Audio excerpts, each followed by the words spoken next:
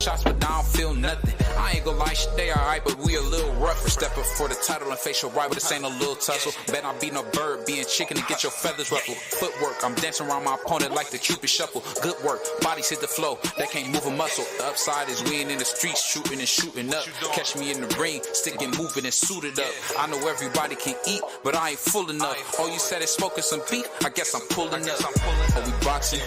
Yeah, we boxing. I need that belt like it ain't no other option. So we punching and weaving and blocking, defeat ain't an option. Let them know, shoot a video, put it on BVO. Let them know, every time I punch, it's a heavy blow. BVO, bound to hit like bricks cause it was set in stone. Let them know, I ain't getting body, but I'ma hit this flow. Yeah, way more than a show, this is BVO.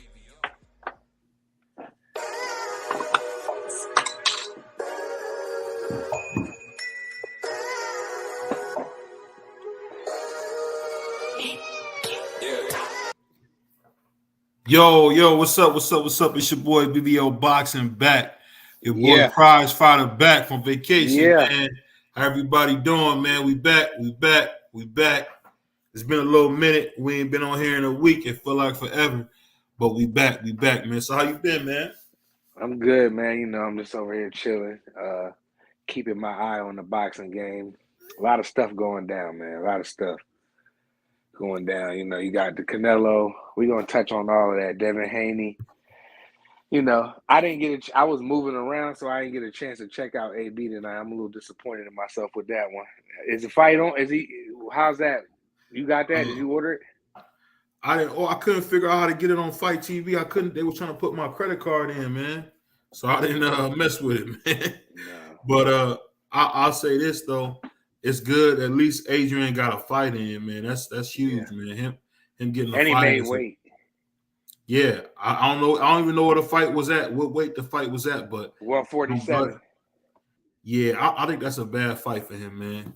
Wow. Oh, my man, Ja, what's up with you, brother? Family, what's good? Ja, what's good, Ja? Yeah, man. Yeah.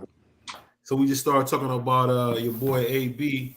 You know, his first fight back. You know, we happen to see King home. And man. Literally, and he looking in shape. He looking like you got the fight, Ja?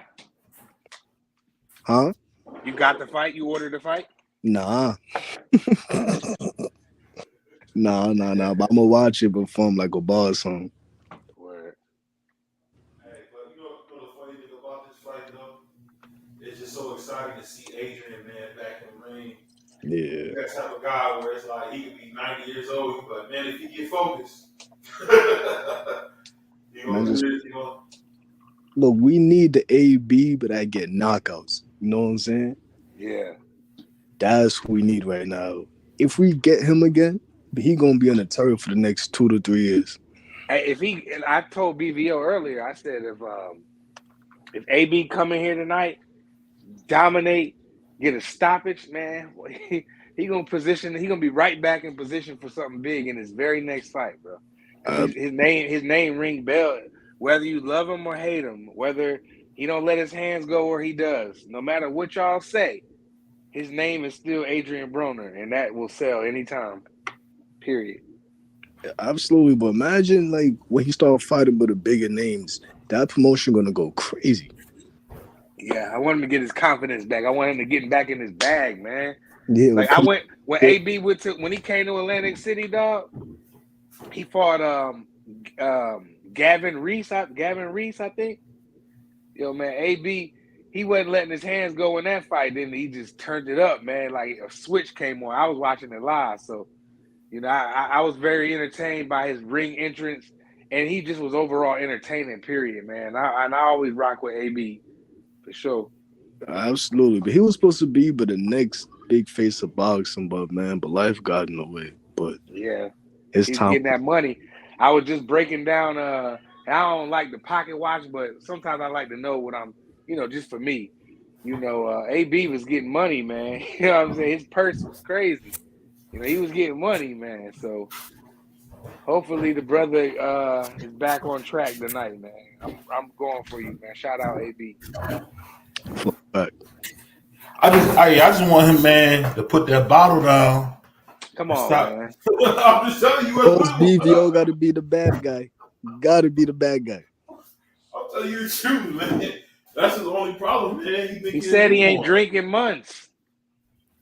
He keep being a newborn. But but he's already admitted that he had alcohol problems, and that's hard. Alcohol is hard to like. If you got a problem with it, bro, it's hard to kick it, especially when you're rich. You know, he ain't got no fight lined up, so he probably was doing whatever he was doing, hitting the club, doing whatever he was doing. That's a hard habit to kick. So for him to kick that and get back in shape the way he is, man, that's just savage there alone. That alone there is savage, dog. Any type of addiction is hard, but it just been get up. No, I forgot what exactly but it's called, but look, but one bad thing, look. It will look like a relapse. Yeah. Same for next, but for 2 years they could be cleaned, and all of a sudden, but it takes that one situation. One time. You know what I'm saying? Like, it's hard. You know what I'm saying?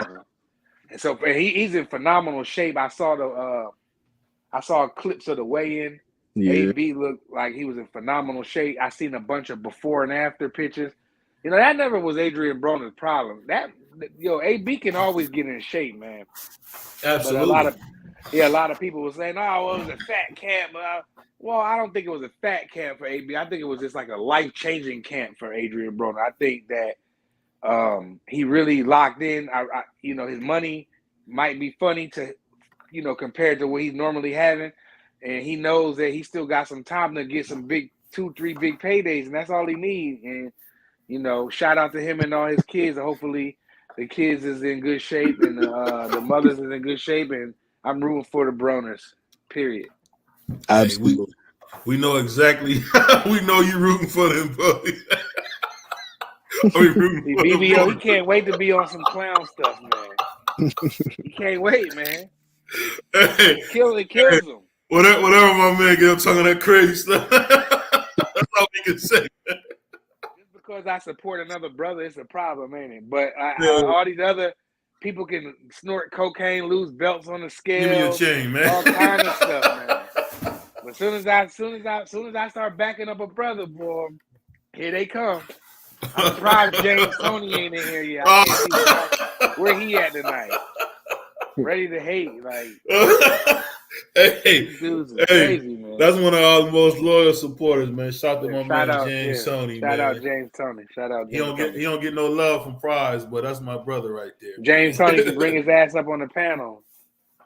Yo, man, about tomorrow fight. Man, I got Tio. Who you got tomorrow?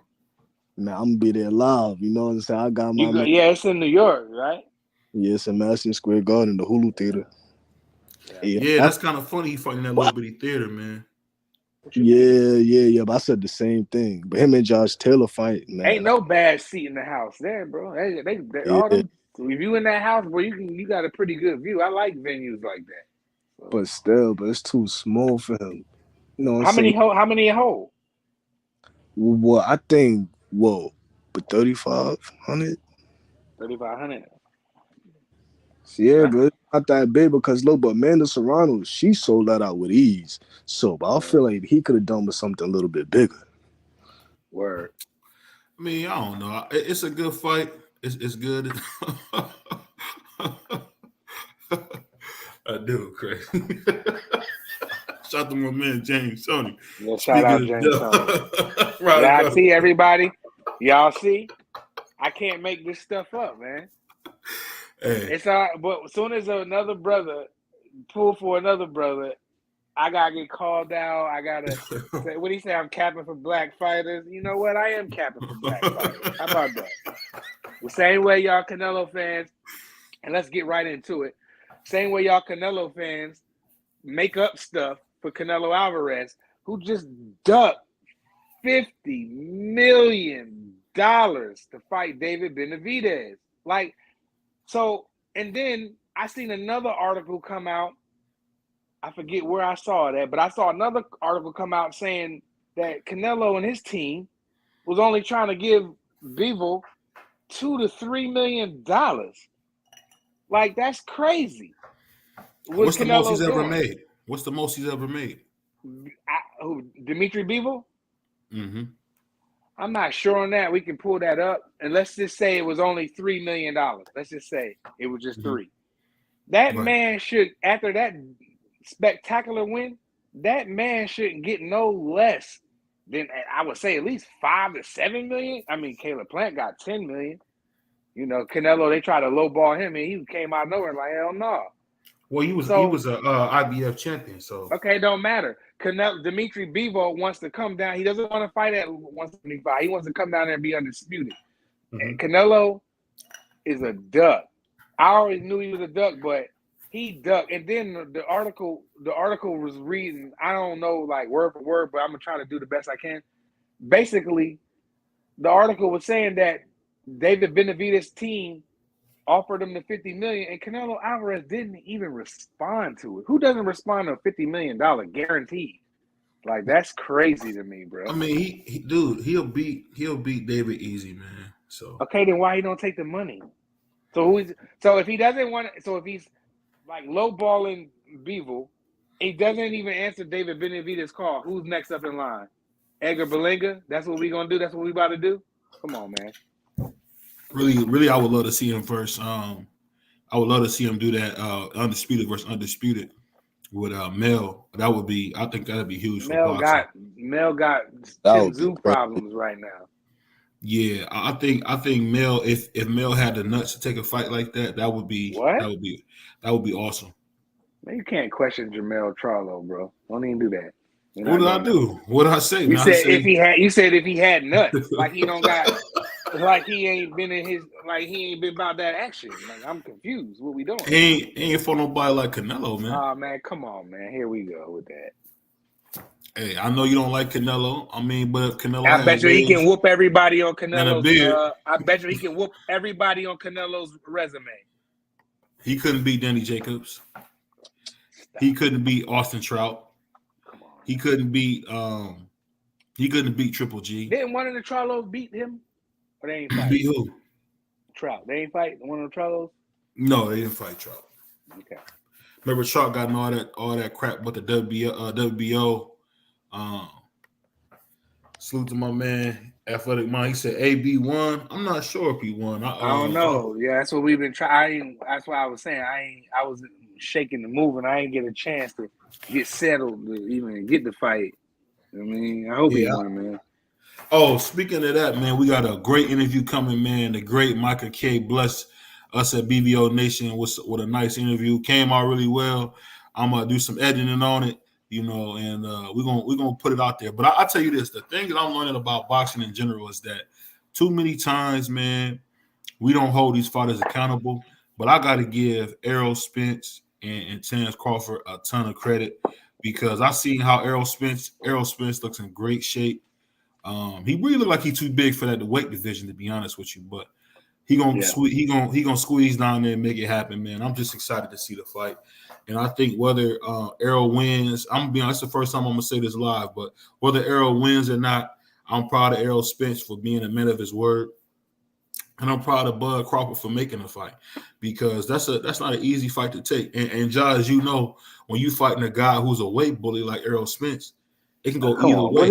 What is that? That's an artificial term, bro. Weight bully. I hate that.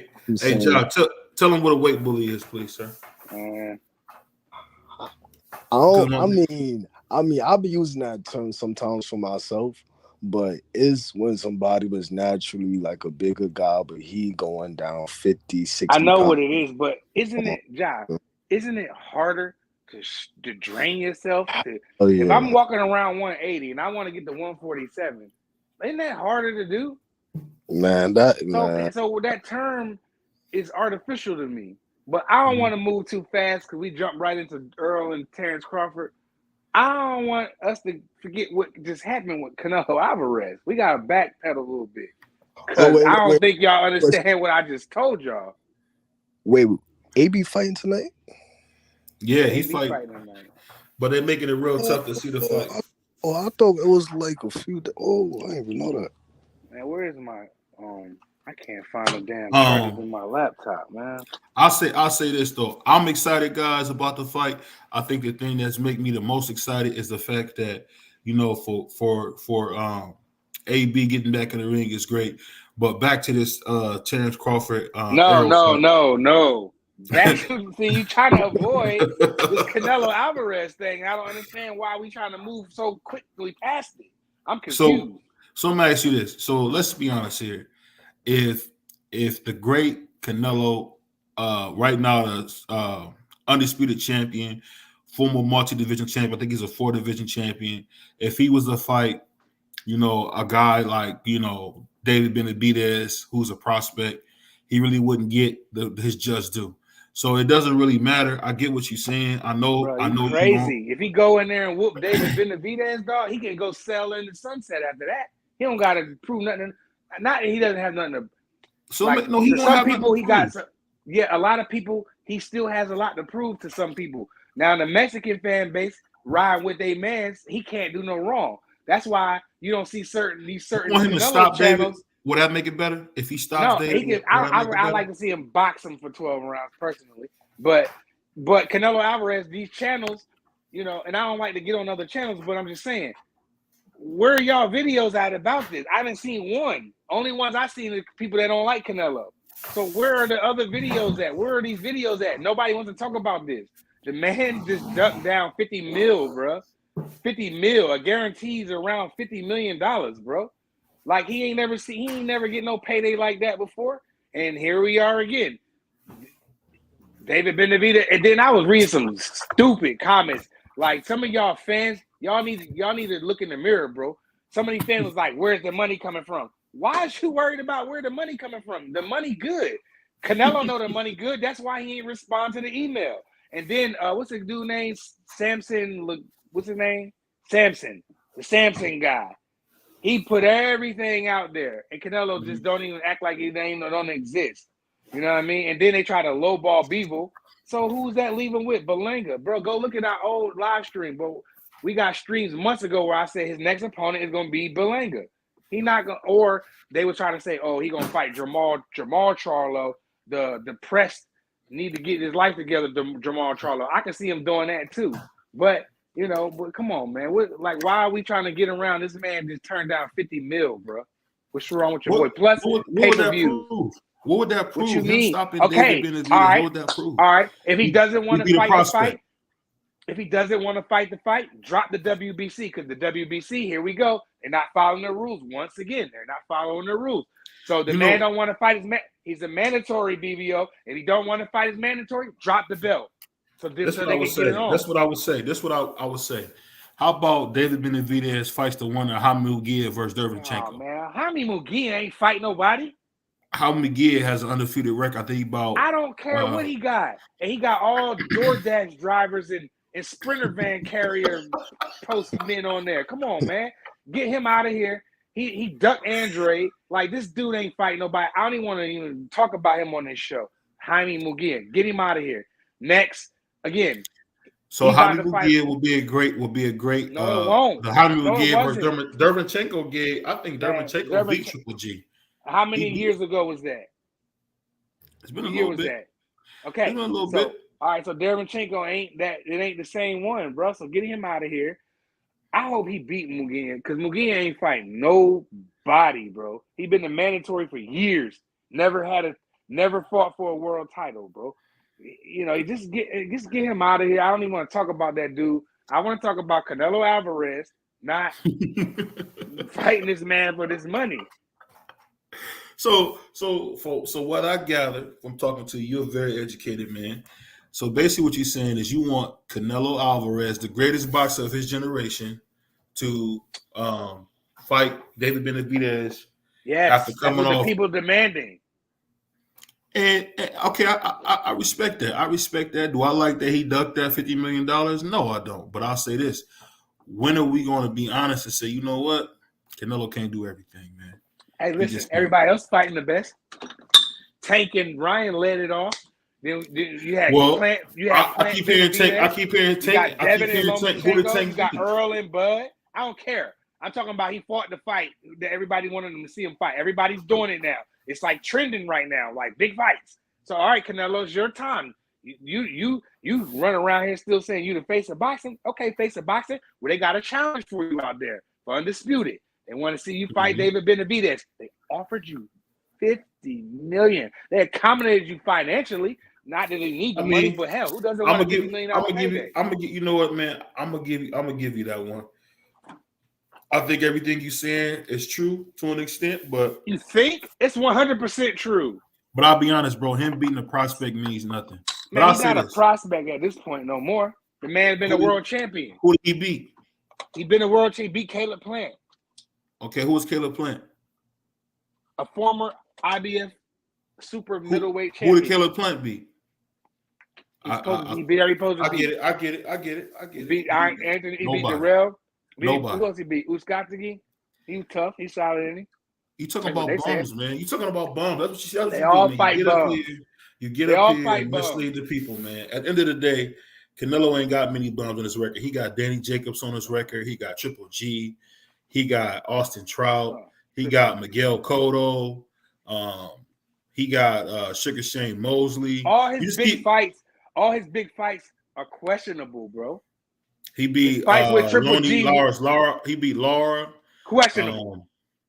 It's just you can just name all the big fights that Canelo won. Keep going. He got cooked in the Mayweather fight. He was a young kid fighting the greatest fighter. Here we go. Probably the greatest fighter of his time. Probably one of the greatest of all time. Floyd, you know what? Floyd Mayweather is special, man. I don't want to take nothing away from him because at the end of the day, Oscar, when he had that same type of opportunity, he beat Pernell Whitaker. And at the end of the day, we expected Canelo to beat an old, small Floyd, and he couldn't do it. So, but you know what? We ain't going to agree on that one, man. And that's really a boring subject because Canelo's done everything. He can fight who he wants. Nah, he ain't. No, he can't. So it's okay if he go in there and fight Edgar Berlanga. That's okay for pay-per-view and make his fans pay pay-per-view to watch that. And he probably won't get any for undisputed. So Berlanga deserving the undisputed over Benavidez. You telling me he couldn't sell out Dallas Cowboys Stadium like he did before? I'm talking about the hardcore fans. I'm asking, do not accept Edgar Berlanga. If it's, I don't know what he's gonna do. Can he sell out? No, I'm asking you. Of tickets. No. Can he sell out? No. Can he sell out Dallas Cowboys Stadium? No. Okay. Damn tickets in Mexico. He damn sure. You know what I found out, man. You're not being forthright. Because he got me tight right now, dog. What you mean? He turned the fight down. It's an easy fight. Why? It's an easy fight. Who has Canelo ever done? Fight? You know who did duck somebody? Y'all hear this, right? This shit on camera. You know that, right? Hey, you know who did duck somebody? David Benavidez. They offered Beterbiev. Oh, come on. And he said no. Beterbiev. Come on, man. They said no. So I mean, you that's the thing. You want to back cowards, man. Like David Benavidez, who didn't have the nuts to go fight Beterbiev.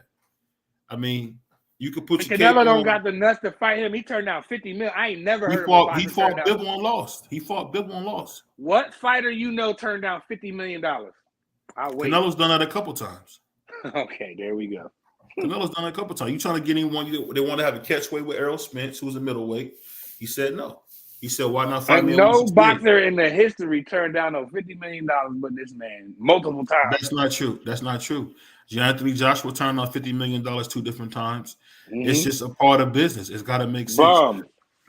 But I'll tell you this. But I'm gonna tell you this. We're gonna talk about the fight we all been wanting to talk about. We got to talk about Errol Spence versus Bud Crawford.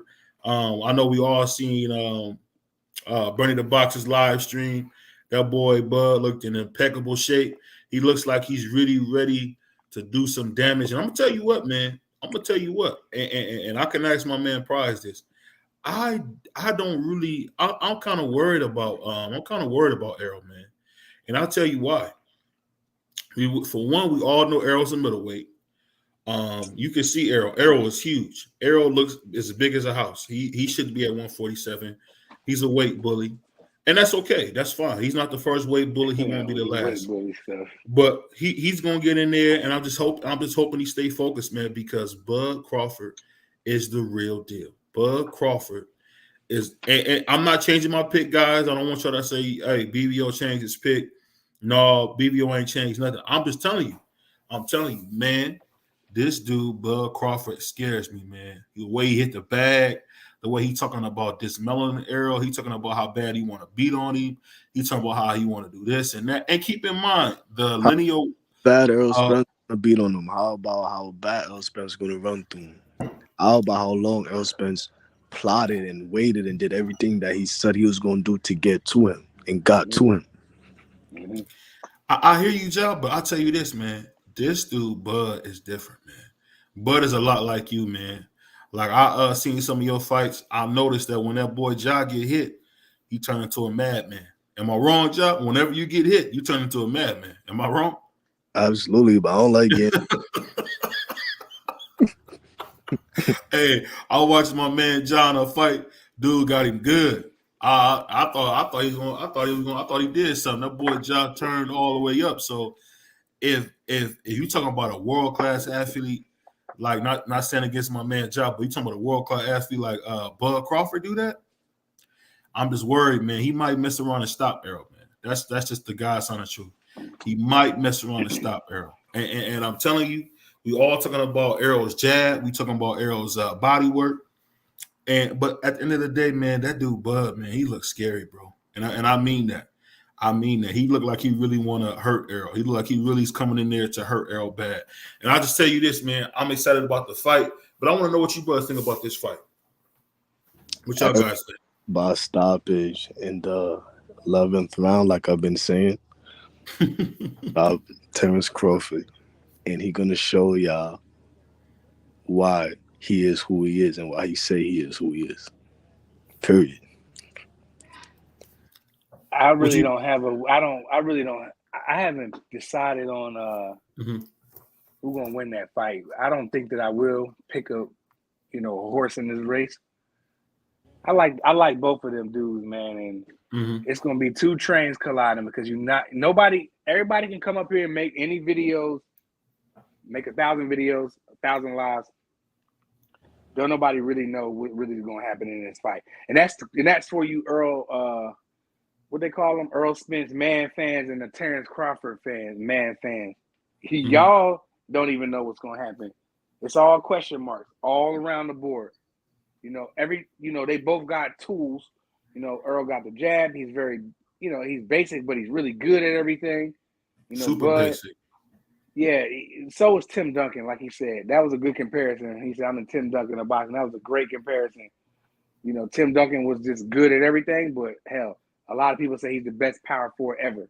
I don't know. I wouldn't even be arguing in that, really. That's cap. But that's fine. But you could argue that. But I think when the two trains collide, man, it's only going to be one of them. Don't be surprised if this fight be a draw. You know what I'm saying? So I think if Earl starts off fast like he said he was and like he normally does, and Terence starts off slow, I think that's not good. I think Terence should come out moving and collect this data by moving around like he kind of took that postal.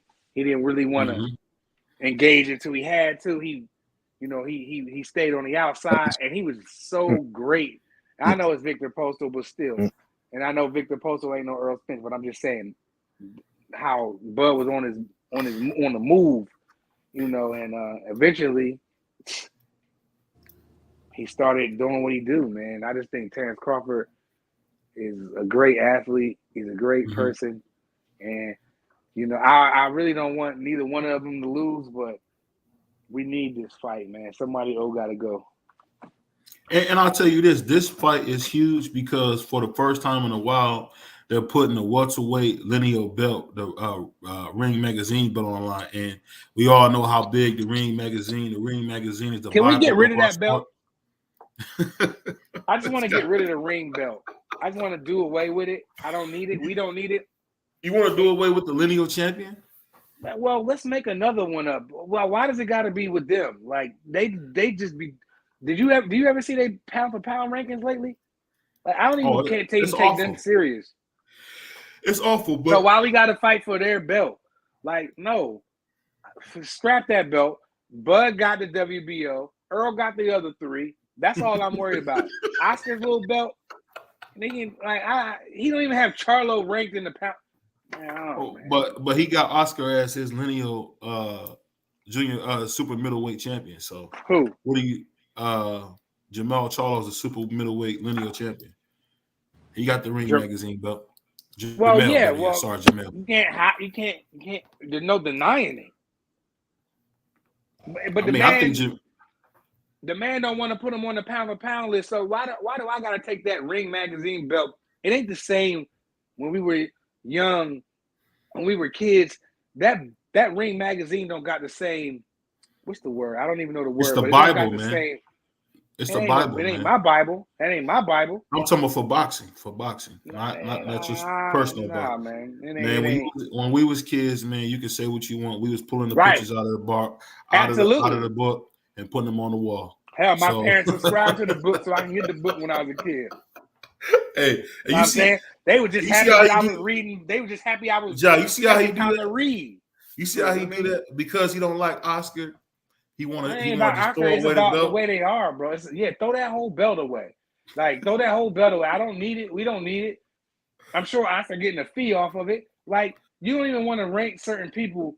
Your pound for pound is crazy, but you want them to. As soon as a big fight, it's for the ring. Here they hear Oscar come, trying to get a check. Get that belt out of here. I don't need that belt, man. We know the hardcore fans. We know who the real champ. After July 29th, ain't no Ring Magazine belt. Ain't nothing going. Listen, man. We all gonna know who the real champ is after the 29th, bro. The 30th, we gonna know who the real champ is at welterweight. Shout out to my man, Prize Fighter, man. I'm tired of him. Oscar with his weird rankings, and here comes so that's what we do. This is what we do on the show now, John. When my man Prize get talking crazy, we just go ahead and snatch his chain. Why you tripping, Debo? You reach for my chain, man. Give me that chain, man. Well, I'll tell you this. That whole opinion, man, was nuts because me and you both grew up with the Ring Magazine belt. Do we the same no more, man? Listen. Do we disagree with some of the stuff that happens? Yeah, but you cannot deny the lineal championship. But I don't need the Ring Magazine to tell me this is for the lineal championship. I don't need that. I don't need that belt. I don't need that. I don't need them to. Who is Oscar in the Ring Magazine to say, oh, well, this is for the lineal? Who was Oscar? Who was Oscar? Us hardcore fans, as a promoter, as a publisher, or whatever he is with that owner of that ring. I mean, you act like Oscar. We don't need Oscar. Is Oscar Hasbulla now? Bro, we don't need who? Is he Hasbulla now? Like, you telling me Oscar? What's that? What is that? Hasbulla, the fighter. You never heard of Hasbulla? What's that? It's a boxer. He's a boxer. A disease, a sexually transmitted disease you can't get rid of. What are you talking about? Hasbulla. John, you know who Hasbulla is, don't you? You talking about the little young boy, the little thing, the bull? Yeah. Are you serious right now? I'm just saying, you're making it seem like the little man, the little dude. Yeah, you acting like Oscar's Hasbulla or something, man. Get him out of here, man. But I'll tell you this, man. You know what? I've been having too much fun, but it's time for BVO to get a beach right now. Let's talk about this. You talking about the lineal championship don't matter. At the end of the day, I didn't say that. You said I never said that. You just said the belt don't matter. The lineal championship don't matter. That Ring Magazine don't matter. It's not going to dictate who. We all going to know if there's a winner in this fight. We talking about Terrence Crawford, Errol Spence. If there's a winner in this fight, I don't need no Ring Magazine who don't even rank one of the top 5 pound for pound people. Did they finally put him at 10 yet? Who? Jermell Charlo. Did Ring Magazine finally put Charlo on the list yet? No, but you really okay. Honestly, all right. You can honestly say, Okay. So I there? don't need them, the people that don't have Jermell Charlo ranked 10. I don't need them to tell me this is for the lineal championship. I know that. I know what I'm about to watch, bro. I don't need them to tell me. Like, this is the problem, man. That Ring Magazine, all y'all fighters, y'all can't wait to get the belt. But did that man even rank y'all? Like, come on, man. Well, when we had this dilemma like this, man, we asked my man, John. Hey, John, can I ask you a question, sir? Go ahead. Now, if we talking about the one of the greatest honors of all time, being a Ring Magazine champion, would that not be something that would make you probably cry, man? If they gave the Ring Magazine championship? Yeah, me. So I'll get real emotional just because of me thinking who held the belt in the past. You know what I'm saying? All time greats. Saying where it came from. No, but that's for me.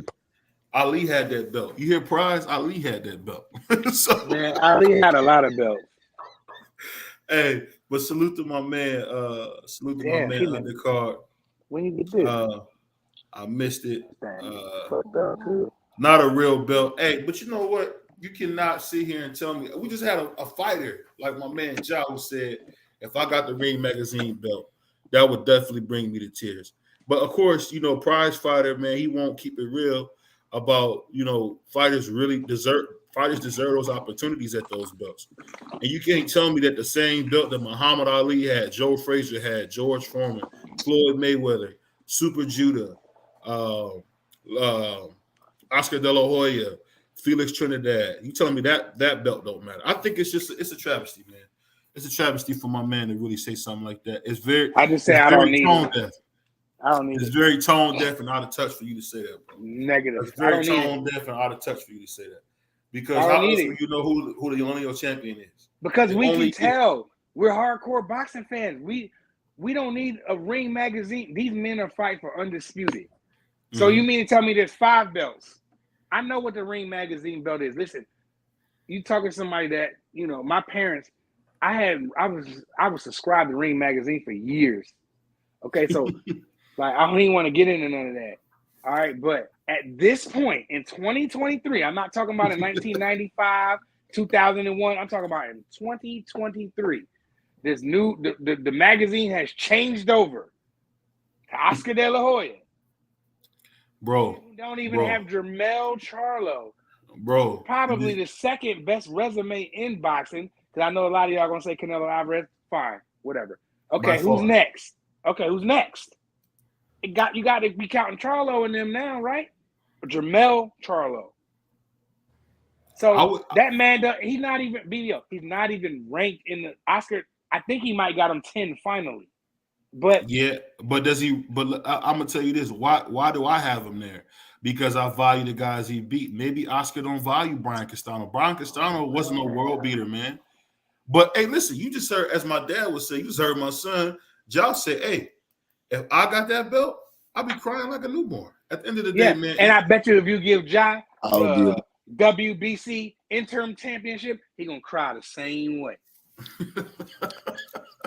But you gotta remember, you was right. What we doing? Worked hard for that. Right. If Ja I bet you Ja would rather have the WBC interim championship or the WBO interim title than a ring belt. At least the man is in position. So you would rather have a belt over being a lineal champion? That means you're the true champion. Bro, so if you're the lineal champion, that means you didn't beat the best. Like, but that don't necessarily mean you a true champion because that belt don't hold as much weight as it once did. Undercard, what's up, my boy? No, it's where y'all getting this from, man? This is the belt that was wrapped around Ali. What are y'all talking about? But no, that's he using that. He knows what he's doing. No, that belt is important for boxing history, but it don't hold as much weight as it once did. You know what I'm saying? All I'm saying. Ja, when I see you in prize fight talking like that, I want to just do this, man. I wish I could step on y'all sneakers right now. But still, any belt will be good for me. You know what I'm saying? You step on my sneakers, I get a new pair. You know my man Prize Fighter, man. You are some of that money, man.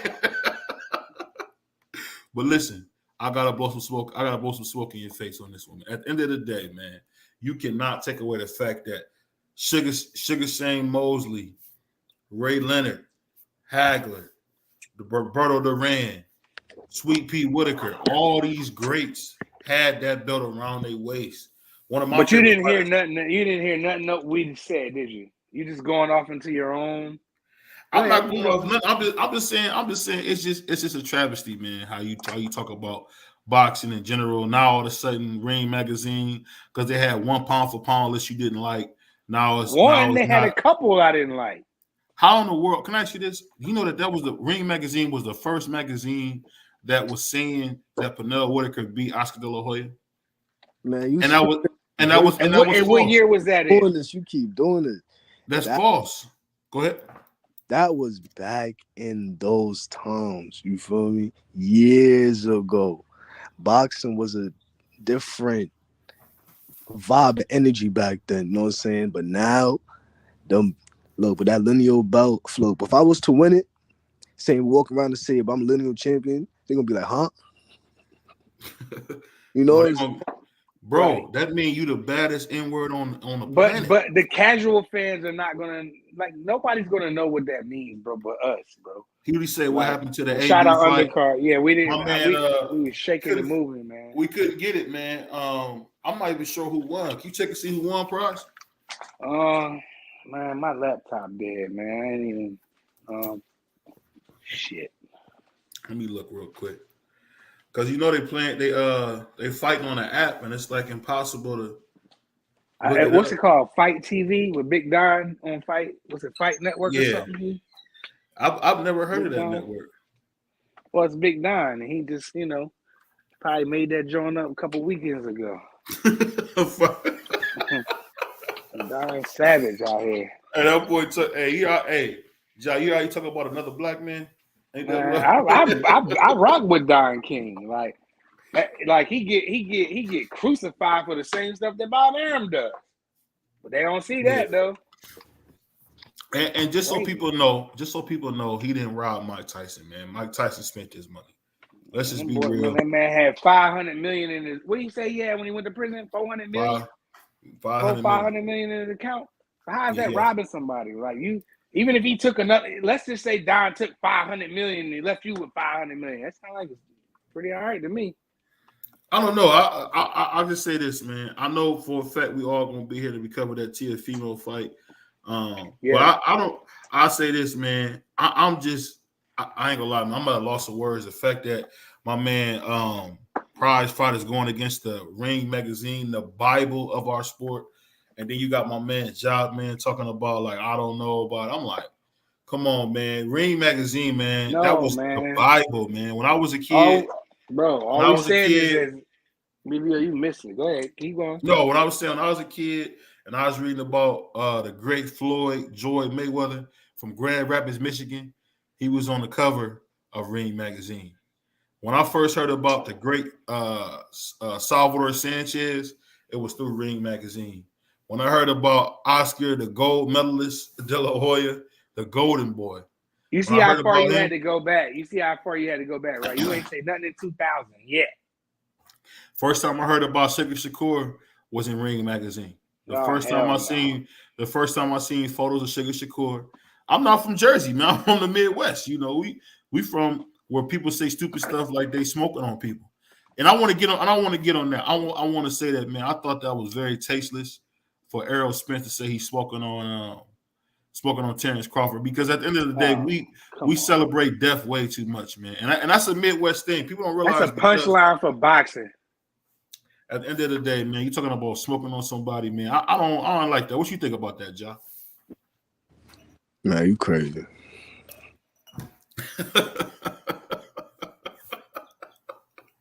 Hey, you breaking my heart today, Ja. You breaking my heart. I see what I gotta do to my man, Ja. I see what my man Ja doing. That boy Ja getting his dance all right now. Hey, you crazy, bro. Hey, but it's the thing I'm gonna say that's so crazy about boxing in general. Because y'all don't like somebody, nah, they this, nah, they that. And I just gotta call it what it is. And I'm telling y'all blowing smoke, man. Y'all blowing smoke. At the end of the day, for you to speak why your Bible didn't put Jermell Charlo in the scripture? Because he really don't deserve it. To some people. To some people. God. I didn't say to me, I got him number one. But to some people, he don't deserve it. Because he beat Brian Castano, he beat Erickson Lubin, he beat Rosario, who nobody knew, who beat Jillian Jurock Williams, who had got knocked out cold by Jamal Charlo. That's not his fault though. He beat the people he's supposed to beat. He was supposed to fight J Rock. J Rock didn't win the fight, so he fought the man that had the belts. Why didn't he fight Swift Jarrett Hurd, who was in his face calling him a witch? Man, Jarrett Hurd barely. Jarrett Hurd, that was, man. Charlo would have destroyed him. So you see, and there we go again. You it's cool when people you like. I like Jarrett Hurd. That fight not gonna sell. I mean, he would have. I think Jarrett Hurd back then, he would have stopped him back then. He was too big for Jamal. Here, did you see how he was in his face? Got tired, man. Jamel do all that tough talking. I seen Jamel like 2 inches from his face, telling him what he would do to him. And I heard that he invited him to his private part. So it's really one of them things where you got to call out what you see. And what I can say, what I see with that, it's just so much monotony in boxing. Just like today, Teofimo Sr., man, acted like an idiot today. I don't know if y'all seen that weigh-in. That was one of the worst weigh-ins. It was disgusting, man. Teofimo Lopez's dad needs to get off the alcohol. He came in there drunk again, and he just acted that wasn't alcohol, man. That was something else.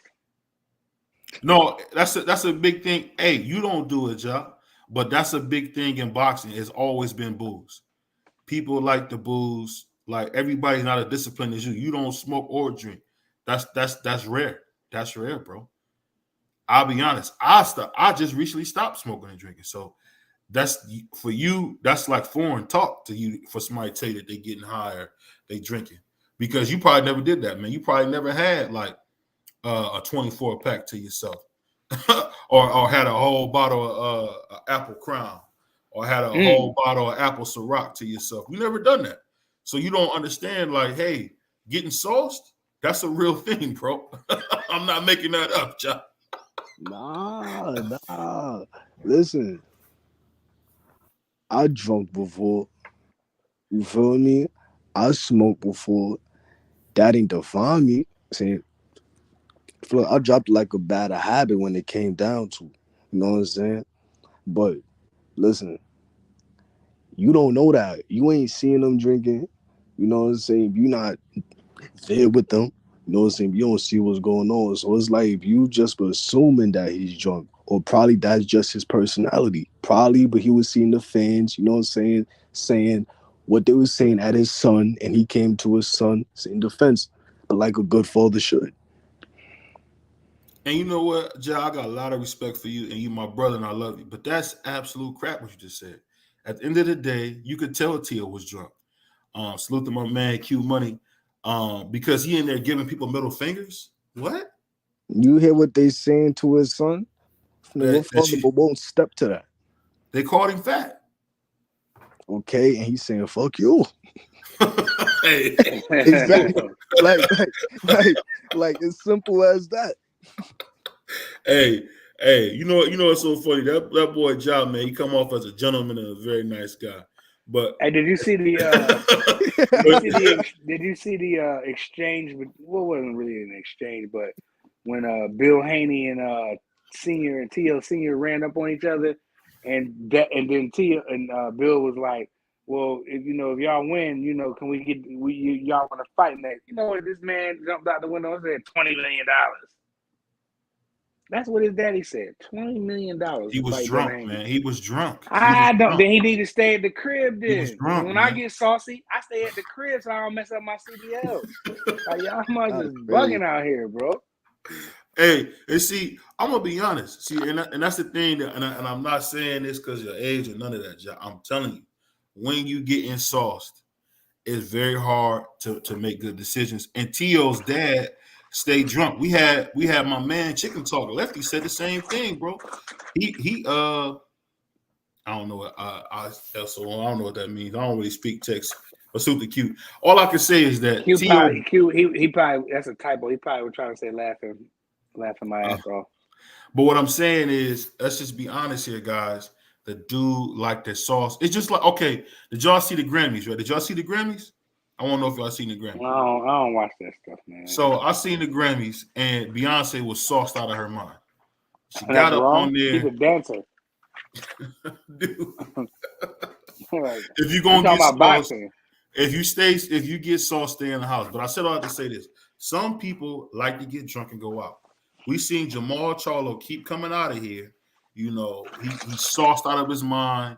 You know, his wife is for the street. And one thing we got to talk about, what's going on with Zion Williams, man? It's an absolute joke.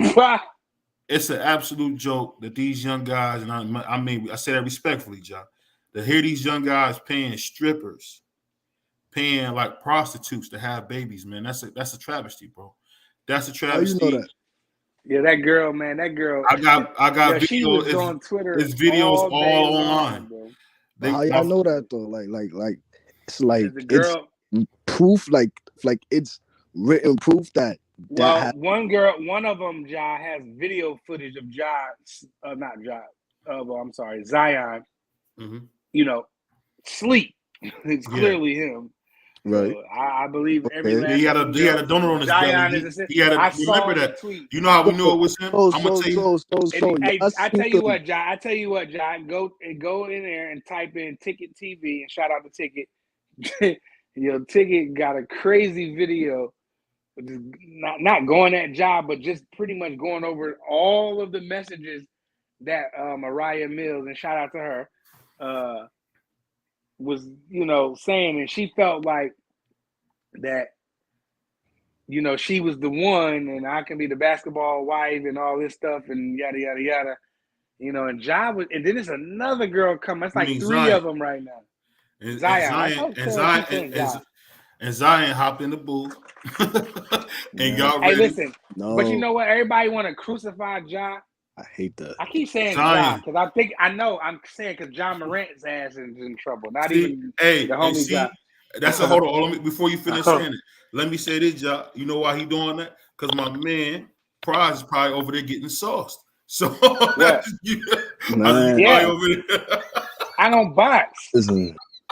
Man, I don't gotta make weight next month. I can weigh whatever I want to weigh. But what I was saying was, but you see what I'm saying, Chuck? Listen what I'm saying. Girl. I'm trying to get y'all to understand. What are you saying? I'm saying people get sauce, and that's how it goes. And you know what, Ja? And if I am sauce, you know what, Ja? I'm in the crib. I'm not finna get any DUIs. I'm not finna get no bar fights. Prize. If you drink, you drink it. If you get money, you get money, man. Ball out, man. And enjoy your life, bro. Hey, BBO, you gotta walk around eggshells on with BBO. You need help, son. Hey. I was a newborn at one time. I used to have that bottle in my mouth like a newborn. I ain't gonna stunt. I did.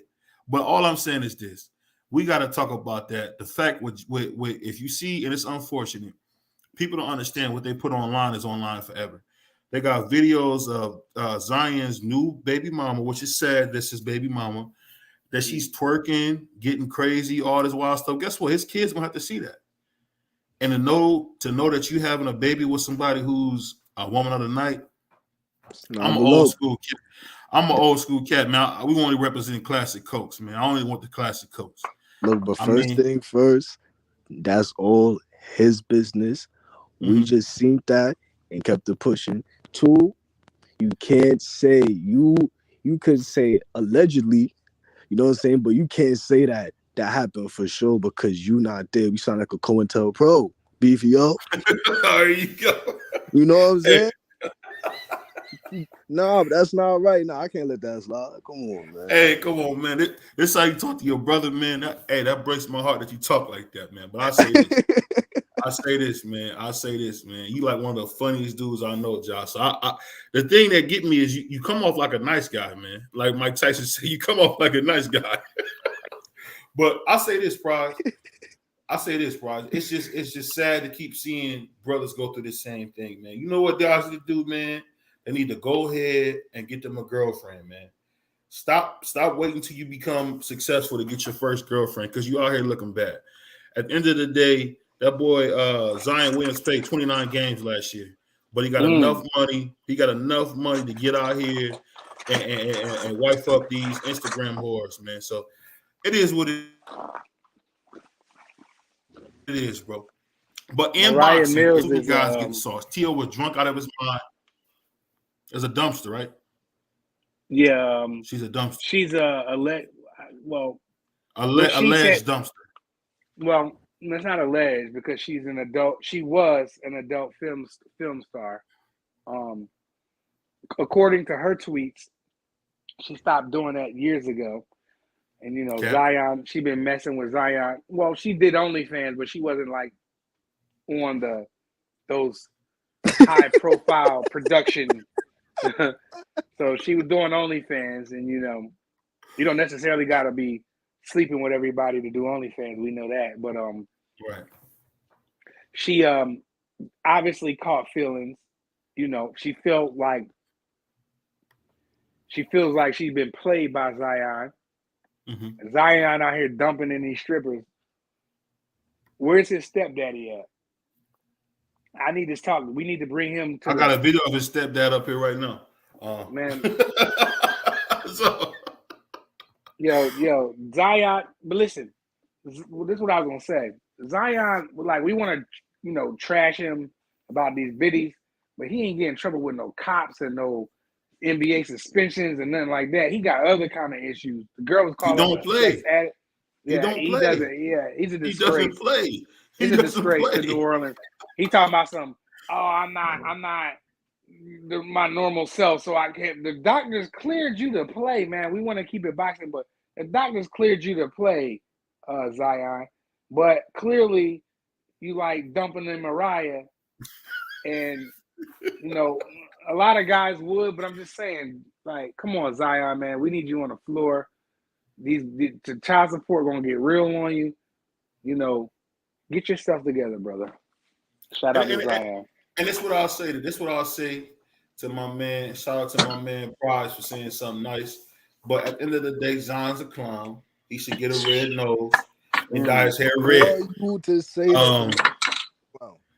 I just say dumping, man. He raw sushi and dumping and everything, man. Come on, man. You talk. Come on, man. Come on. I don't even cuss, Ja, but that make you want to cuss. At the end of the day, I put it like this: when my man Ja win the WBC World Championship at 160, I know for a fact that my son not gonna be out there, raw sushi and then dumping. I know he's not gonna do that. So it's like, if he does, it'd be with one jaw. You heard? Nah, like, but I'm look, not. Listen, I ain't gonna front. Zion's 22 years old. If I had all that money, like Zion, how old is Ja, man? Say it. Thank you. Ja, how old are you, man? Hey, Ja, how old are you? Hold on, baby. He a young boy. So it's the same age. If he got $100 million, you best believe that I'm gonna try to fulfill all of my whatever my fantasies was when I was younger. Man, I might want to. If I had it like this, I would go grab this joint up for. You know what I'm saying? I'm not saying that's not gonna happen. I'm just saying, man. Hey. Thank you. Because you look, give a young BVO, a 22-year-old BVO, $200 million just to spend. He going crazy. You know what I'm saying? We gonna get a 60-pack. You know what I'm saying? But like he said, you know what I mean? He gonna have with a Burger King. He gonna have the honeys on there. He gonna supersize that. He gonna be having the old yacht. You know what I'm saying? He gonna have brown.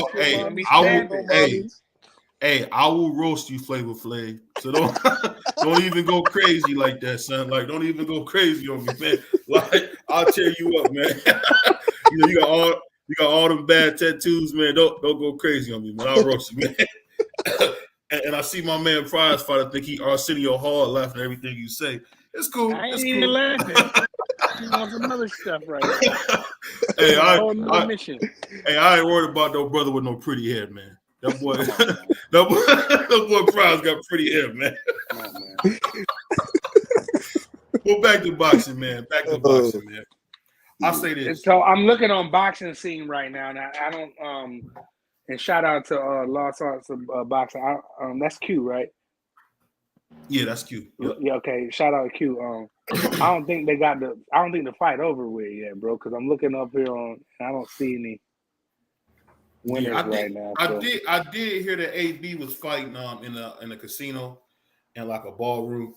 And I'll be honest with you, in a way, this is gonna sound bad, but I feel like Don King just used AB's name to get some promotion. Because I look. Go ahead. When I looked up Hutchinson, man, Hutchinson ain't fought nobody. Hutchinson hasn't fought anybody Man got 9 knockouts at all. Bro. I mean, you talk about Devin Haney. I mean, at least Devin Haney got 15 created knockouts. I mean, Devin Haney he knocked out half the people he fought. But y'all crying and complaining. He's the most boring fighter in boxing, man. So, man, but Don King, man, he's an opportunist. He's a promoter. All promoters is natural opportunists. When they see opportunity, they go and grab it. Of course, he gonna use AB. Seeing us get his name back up. Look, that's more money in his pocket.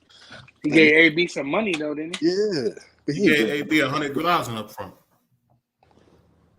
And you know what I say. You know the funny thing is, I remember we had shout out to my man Marty, the manager. He said something that was so real, man. He was like, man, people really be focused on the wrong things, man. At the end of the day, let's talk about all the money that AB wasted. And at the end of the day, he was a youngster, man, with 20, with about 5-6 million on him, and he acted a fool. All I can say is, when I just hate that so many of these young guys, man, get their money away. Our counterparts don't do that. They don't do that. When have you ever heard Josh Taylor waste money? Have you heard? Let's be honest. Let's be honest here. Have you guys ever heard of any fighter that's not us blowing any money like that? No, you don't hear it. I think that's on purpose, but I'm just saying, I think for a fact that we got to really say it as boxing fans, like, guys got to do better, man. They got to do better, man. Yeah. Getting sauced and acting a fool, that can't be the norm. Jamal Charlo has been sauced out of his mind a bunch of times. When he went up to Bivol, he was sauced. And anybody who's seen Teofimo's dad, we all grew up with black dads, and my dad, his little butt would be drunk out of his mind on a Bud Light all the time. My dad used to drink beer and get just sauced, man. And he be talking off just Bud like Teo's dad off Bud Light. Damn. My dad's old, man. He's from the 70s, baby. They would get a 24 pack, and their brothers would get like 3 or 4 of them, drink them all up, barbecue, and just talk trash all day. And that's what Teo dad did at that weigh-in, man. He was in there, F you guys, blah, blah, blah. At the end of the day, we all know that Teo's going to stop Josh Taylor. He's going to get in there and brutalize Josh Taylor. But did you see the weigh-in where Teo had to strip Bucky naked to make weight? Oh, yeah. Okay. Why Teo's not disciplined? Because Teo's not disciplined. Okay, so how you going to get up here and say he's going to stop the number one lightweight in the world, bro? He's not the number one lightweight. Matias is. I keep telling you that, bro. Here we go. I had this conversation with you before. When we had this conversation on the phone, do you still know his first name, or you ain't figured that out yet? Ja, you know Matias. Ja, you know Matias. He don't know him. Ja, you know Matias, don't you? I think my man Ja fell asleep. Yeah, Ja went to sleep on that crazy stuff. No! But I was on mute. But I said no. You said you knew Matias? You don't know Matias?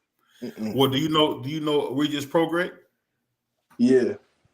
So you telling me BBO, you don't know Matias because you don't even know his first name. I know him. I just don't can't remember his first name offhand. Oh man, but you say he's the number one lightweight in the world. Well, talent-wise, to me. No, I think he's the best junior welterweight. I'm sorry.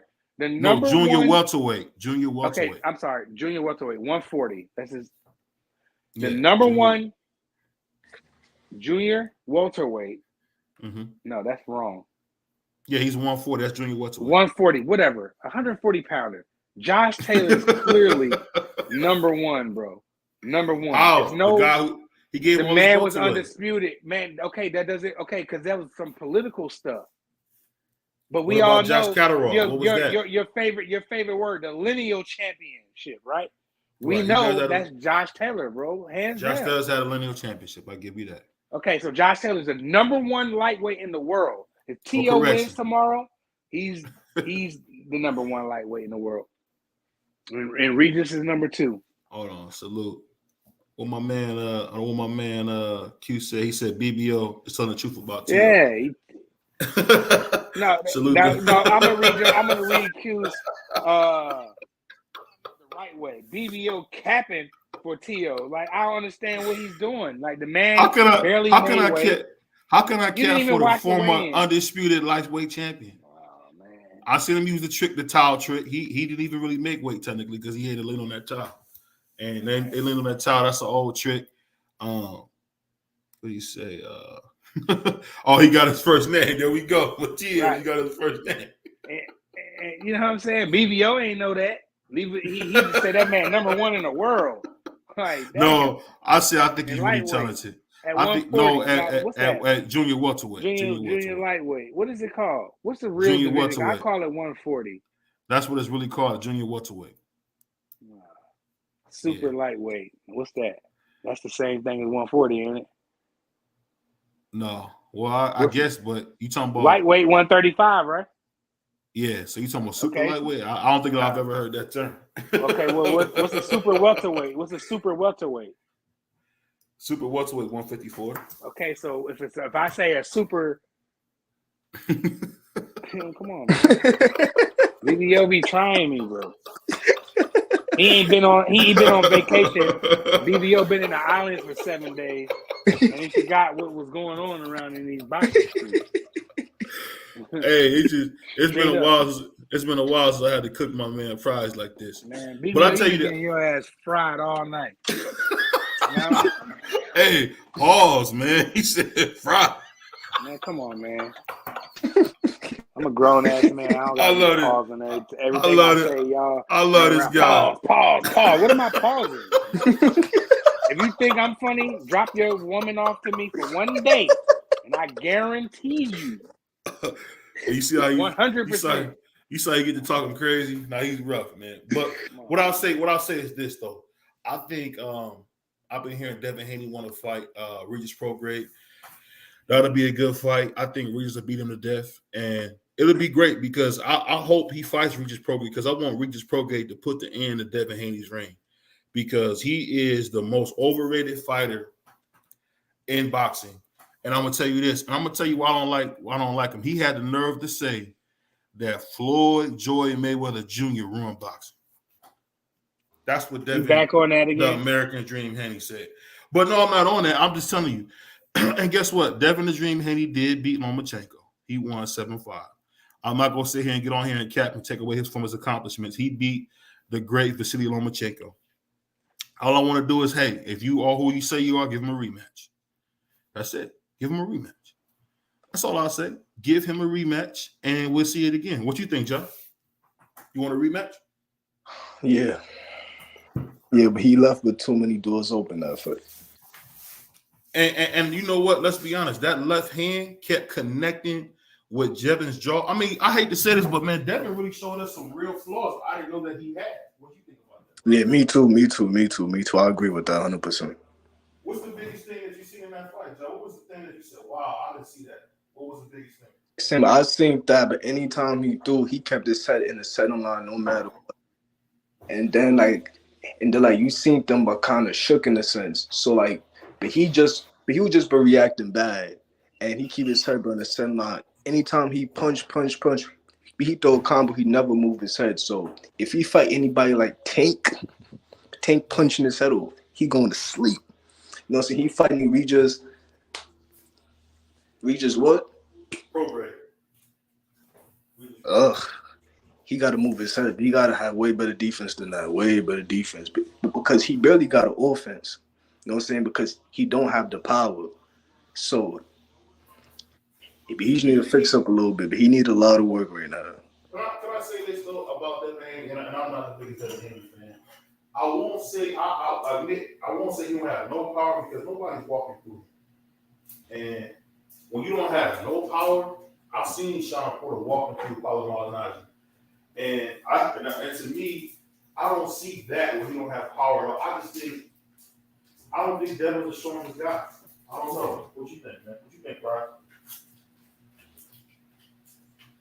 Man, ain't in the ring and ever spar with somebody who ain't have power.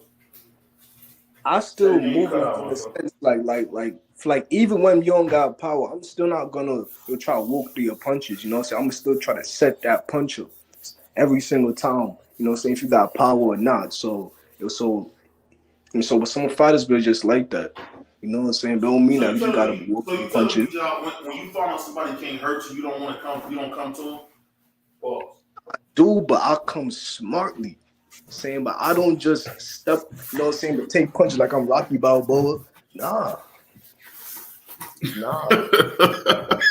I was listening to the commentary, and from what it sounds like, AB is letting his hands go, bro, in the first round. What? What my man say? Hold on. What my man Q say? Junior welterweight ain't nothing in that glass, BVO.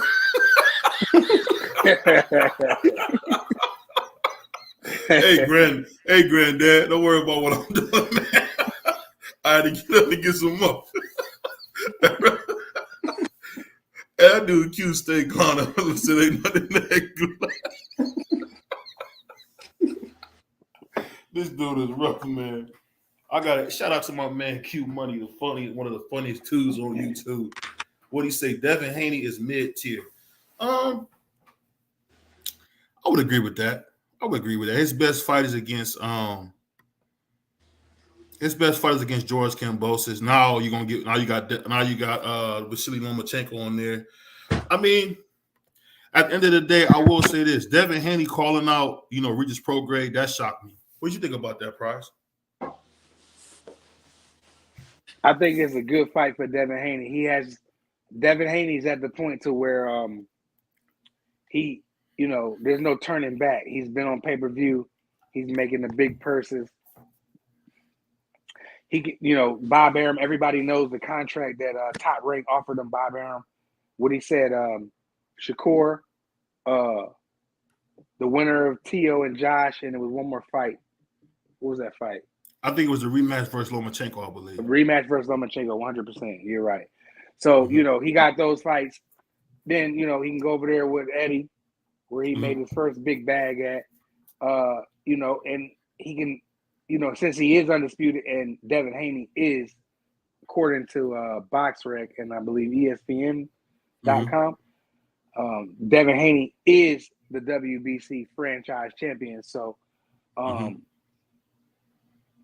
if he waits out Tio and the winner of Tio and Josh Taylor, and he takes that fight, man, shout out Devin Haney. He's doing what he's supposed to do. So he can't go wrong as long as he take one of them fights. Lomachenko and rematch, which a lot of people don't want to see. But anyway, Lomachenko rematch, the winner of Tio and Josh Taylor, or Shakur Stevenson, or Regis.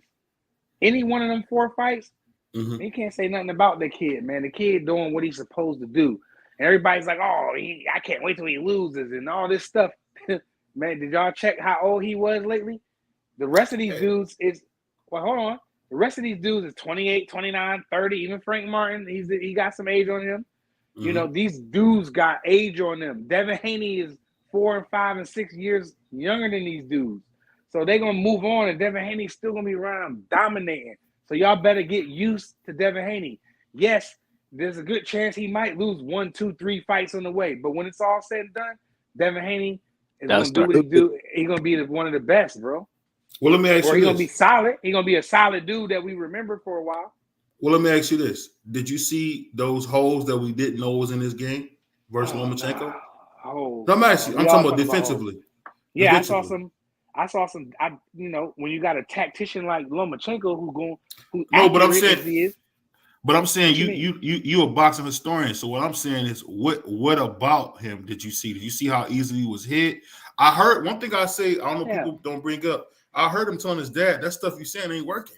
So okay, so the kid peeped that like, he's figuring me out. It's not working anymore. What do I do next?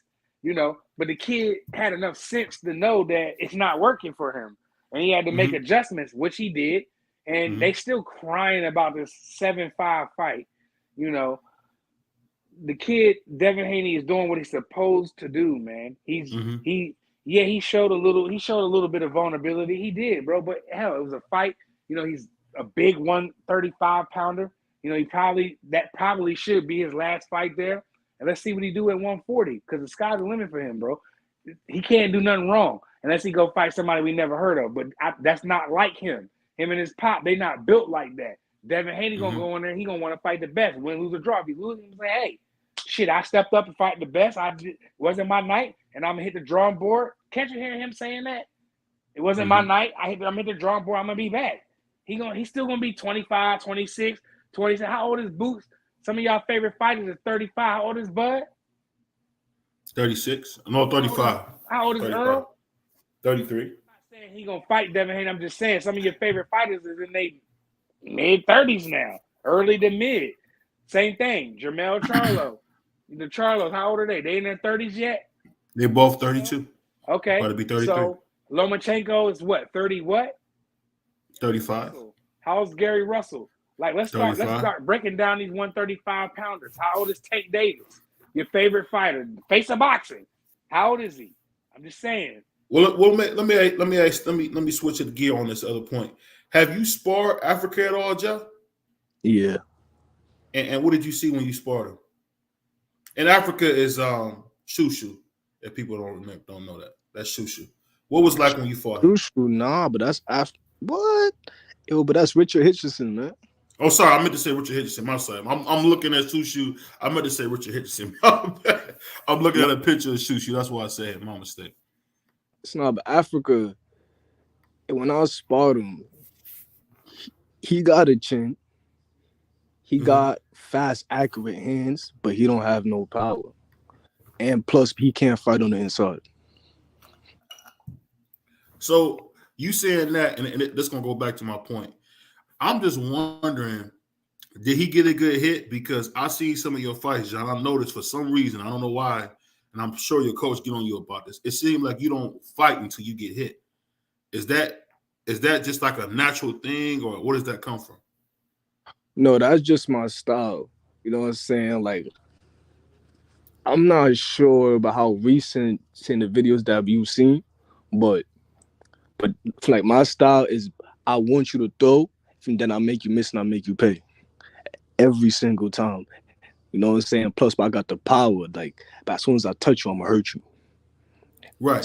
So like, that being said, that's what I'm asking you. So that being said, you know from being in the ring that once you get hit, the fights I seen was from like 22 and 21.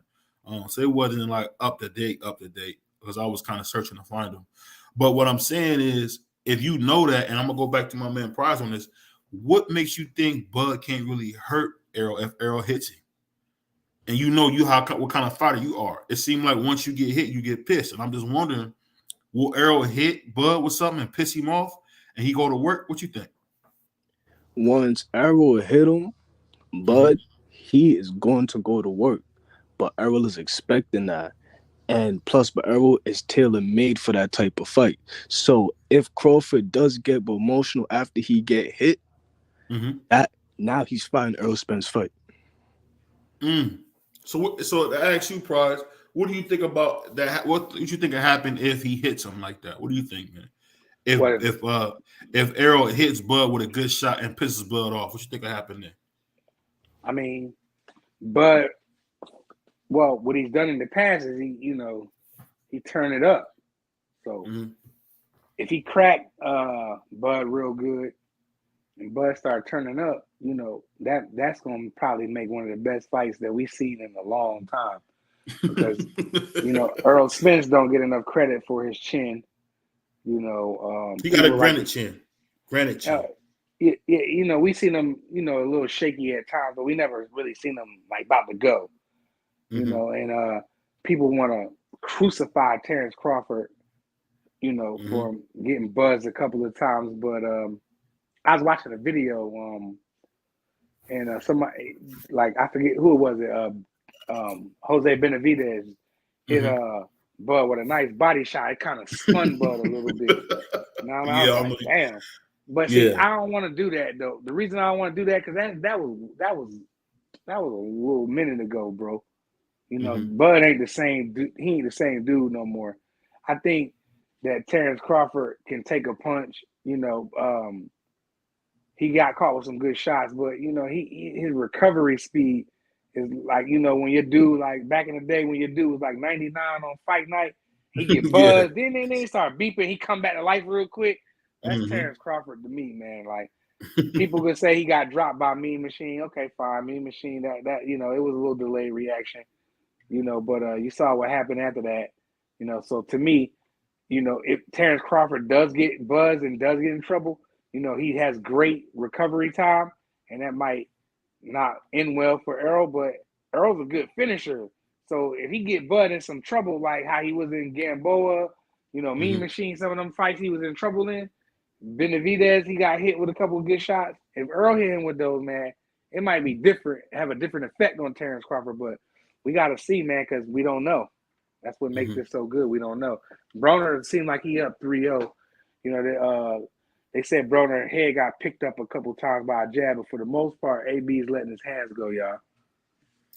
And I want to get back to another thing I started to ask you about, but I didn't finish. So when you fought Africa, man, is he what they say he is, Joe? Is Richard Hitson what they say he is? Absolutely. He's a bad man, and he gonna be one of the best. Same for top 5. Top 5 the super lightweights. Yeah. If not, but give him just 2 more years but a cook up. You know what I'm saying? Because he still need to build his name. I'm just wondering. I wonder why people are scared. It seems like people are scared to fight him. I don't know if it's his talent. Look, let me say this. Look, I came into the gym that day, and I didn't even know that, but I was sparring him. My coach was surprising me. I walked in that gym, and I seen about 6, 7 fighters, and I knew every single one of them. And they are good. And Africa went in there, seen for like 13, 14 rounds, and he watched every single one of them. Every single one of them. Hey, say it one more time, bro. You kind of cut out again. I missed the first part.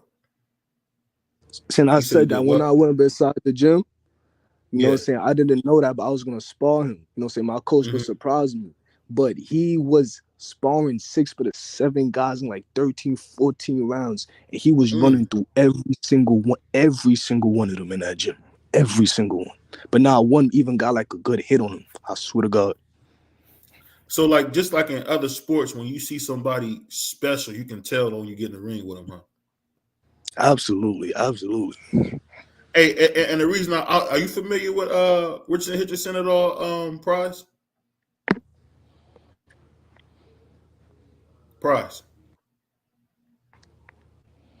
Prize, can you hear me? I don't know if he got himself on mute. The reason I say that is I think Richard Hitchison would be a great fight for Devin Haney at 140. I think that'll be a good fight. And I don't know, I'll be honest, I don't know if he's ready, if Richard Hitchison is ready, but I think he could beat Devin. I think that would be a fight that he deserves because I think he shouldn't be brought along slow, man. From what I'm seeing with Richard Hitchison, man, he need to be, fighting for titles, man, because this dude is just it's unbelievable, man. I don't know what y'all put in the water, man, but look like Brooklyn making a comeback, man. Hey, man, go ahead. What happened was when he signed with Floyd, Floyd kind of fumbled the bag on him. And because Floyd was busy, throwing tank.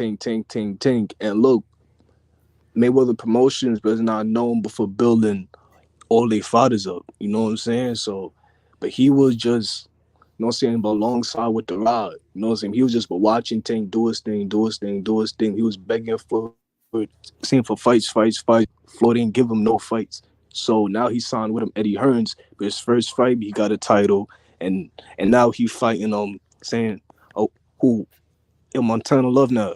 You know what I'm saying? So it's like, he's coming up now. I just can say, man, I give you a lot of credit. I keep hearing about you being fearless in the gym, and getting there with somebody like him, and he wasn't nervous. What was his power like? Nah, but I was nervous, but I would give a scale on a 1 to 10. He got 4. He's not he get you out of there. No. But he just accurate though. He's an accurate puncher.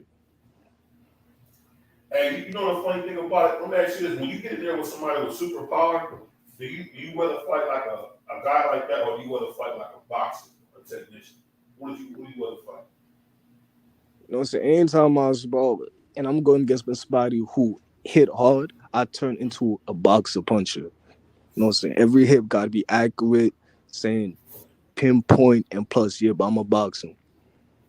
It's funny you said it, man, because I always noticed that like punchers hate the fight boxing. I remember I was watching this old interview, and even though he did knock him out, they don't talk about this, but like Larry Holmes got his arm cut in the ring, and then Mike Tyson was able to take over. But what Mike Tyson was saying, Larry was getting into the hell in the ring. They said Adrian Broner took a couple deep breaths in the 5th round, but what it sounds like is AB is actually letting his hands go. Hutchinson's getting a couple good shots in there, here and there, but Hutchinson's eyes starting to swell. AB's, he's starting to gas a little bit, but rightfully so. Been out the ring almost 2 years. Yeah. So from what it sounds like, AB's letting his hands go. He's walking through Hutchinson, even though the guy only got 9 knockouts. He's probably not worried about getting hurt. But shout out to AB, man. I want to see AB get back in the mix, man. I want to see AB have a dominant win tonight, and I want to see him get right back in the mix in his very next fight. So, because he got plenty of time to work on, his jab, certain things, his fundamentals, and instead of having a weight cut camp, I want to see Broner get right back into it. I want to see him get another fight in before the year out. Hey, but I was asking before I forgot you still get reporting on that other fight. Well, let me ask you Greenlight, this. that's what I shout out to the homie Greenlight. I just said the same thing, dog. Like they said he was tired. You watching the fight, Greenlight? You got the fights on?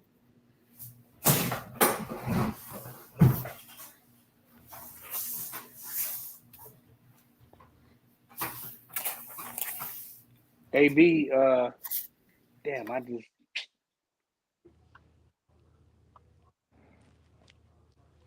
I'm gonna mute my mic so I don't have no audio.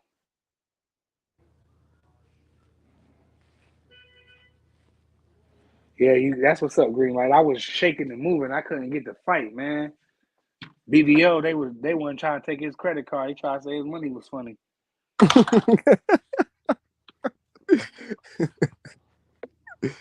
What Q say?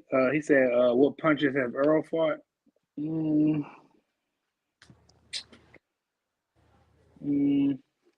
That's a good question. I have to look at that. We always say Danny Garcia, and Q never liked that one. Danny Garcia's a solid puncher, at 140, but, what did he, Q's probably basing it off of what Danny Garcia did at 147. And that's pretty much nothing. He got that brutal knockout of, what's his name, Rod Sulka. Remember when dude was in the corner like, yeah, he about to put him to sleep. I'm about to unleash him. And then right when he said that, Danny stretched ball. That was good. What you think about Devin fight Richardson Henderson? What you think? You think that'd be a good fight, Price? Yeah, definitely it'd be a good fight, but it doesn't make any sense right now. The public is demanding Devin Haney to fight Gervonta, Shakur, pretty much them two. The real hardcore fans, we know that as long as he take one of those 4 fights, Shakur, Loma rematch, T.O., Josh Taylor winner, and Regis, the kid can't go wrong with that, man.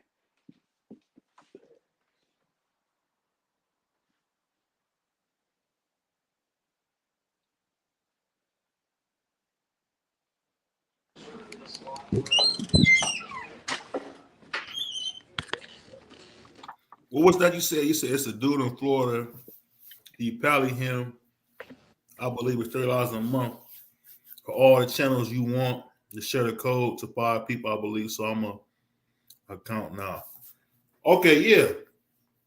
Send that code. I don't know what you're talking about on that TV app, but I tell you what, man, boxing is so weird because I feel like, man, these fighters they're not fighting the best, man. Like, that Regis Prograis about to fight a cab driver. Did you hear about that, John?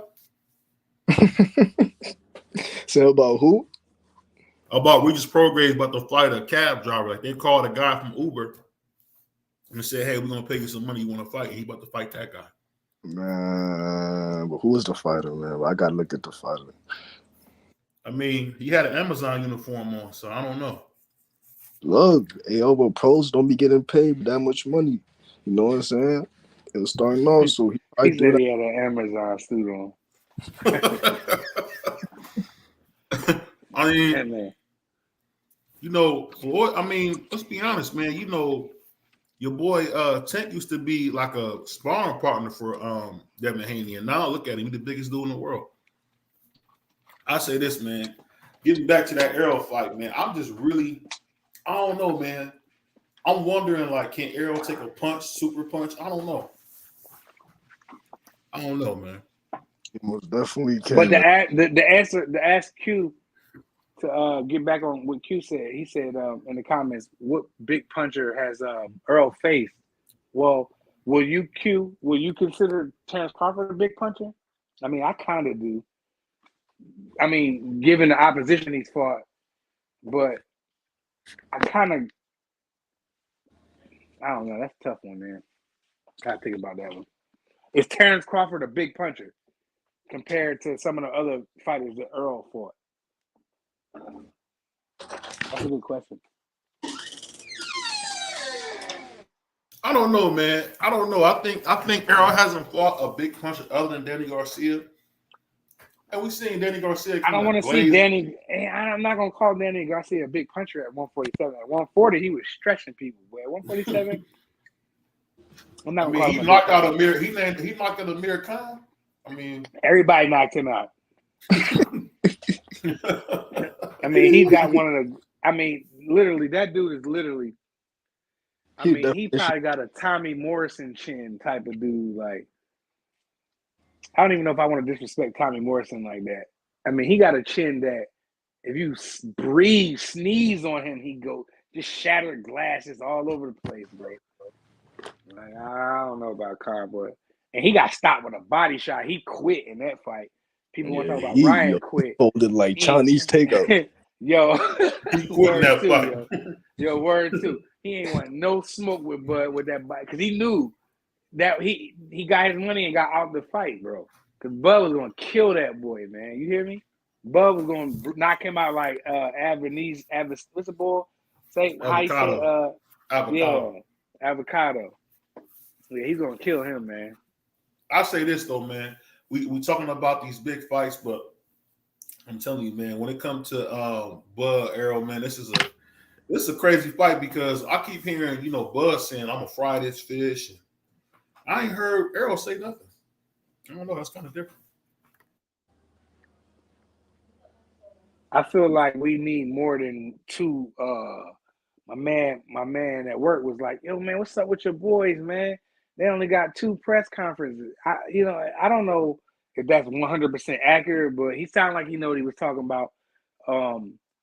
So they only having a press conference in New York and LA, and that's it. Like That's crazy. You know, I'm thinking they're banking on like the fight gonna sell itself, which it will. But I want to see more. I want to see them hit some, a couple more states than 2, man. But I get it because the fight is right around the corner. You know, it's like 50 days, 49, 48, 50 days, 51 days, something like that. Hey, John, don't Errol Spence got roots in New York? Yeah, but he from Long Island, Hempstead. Oh, okay. That's far, man. Yeah. That's far, dude. That's almost not New York, man. That's so far. Yeah. People don't realize how far Long Island is, man. Long Island is far from New York. Yeah, but the traffic including, oof. You don't want to go. Yo, look, you don't want to go there. You don't want to come back. You know what I'm saying? Let me ask you this: as Far Rockaway is that a borough or no? Is that part of Queens?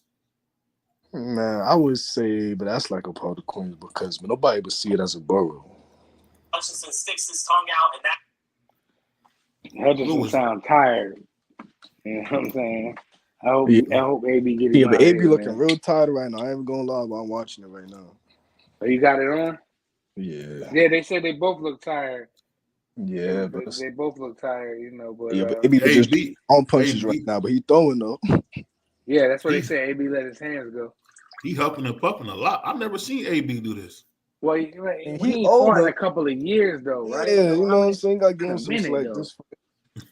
No, what I'm not saying. I know y'all always trying to think I'm saying something to be a jerk, man. All I'm saying is he usually gets stronger as the rounds go. Yeah, the 20-something-year-old AB, 22, 23-year-old AB. They might give him a Gatorade, man, so he can finish this dude off. I hope he get him out of here. As long as he let his hands go, I don't even care if he boxed the 12. I want to see him with 250 punches, 235 total punches, not 121 and all that stuff, man. I need to see more because I think if the kid just had like some kind of like control, but see, it seemed like when AB was like at the top of his game, it seemed like he had nobody that can control him, bro. It didn't seem like nobody could talk to him. Like he seemed like he was a leader of like his whole camp. You know what I'm saying? Like some of these other athletes, you got Devin Haney, you got his father that get in his ear, and Al Heyman getting some of these other guys' ear, but AB seemed like he just didn't have, like he just had no brakes. Like he was just driving out of control. But again, if he looks good in this fight, he can be right back in the mix in his very next fight, bro. He won't be Regis looking like this. Yeah, well, I like Regis, but you're not disappointed. Man, showing up like Mike Tyson right now. I don't like this, man. Man. It's just kind of funny how that go in boxing, man. You gotta like, man, this is a good fight. That's how you know we love boxing, man. We watching AB fight a dude that probably work at Denny's. That's crazy, bro. This dude probably work at Denny's, man. You watching him work. He like a dude that put the package on my door from Amazon today. Oh man. You don't think so, Prize? Don't he look like an Amazon worker? I never even seen what dude look like.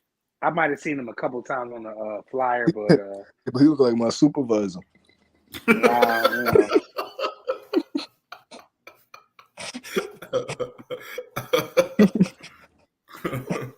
That's funny, man.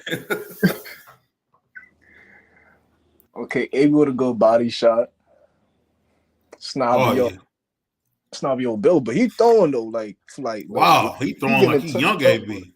Yeah, but he just throwing punches, but just to throw. He just said, "Man, you gonna take this? You gonna take that?" Wow, this looks like a young AB. Wow, he throwing. Hey, Prize, I didn't see that coming. Did you?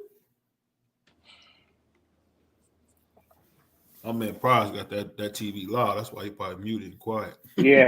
I ain't wanna affect our live with audio, videos, because YouTube, y'all sensitive, right hand. Oh, wait, I think y'all real sensitive. Hey man, we on the Red Eye stream, man. We do what we want. No, I'm joking. Don't ban us, YouTube. We just talking trash.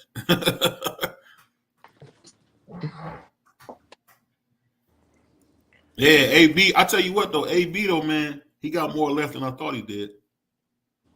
Yeah. I thought he was done. You did? People gonna say, well, he fought a guy named Paul Hutchinson or whatever the name is. They're not, he's not gonna get any credit for this. This is just to knock the cobwebs off. And it seemed like he let his hands go, man. I'm mad that I'm just happy to see him in the ring, bro.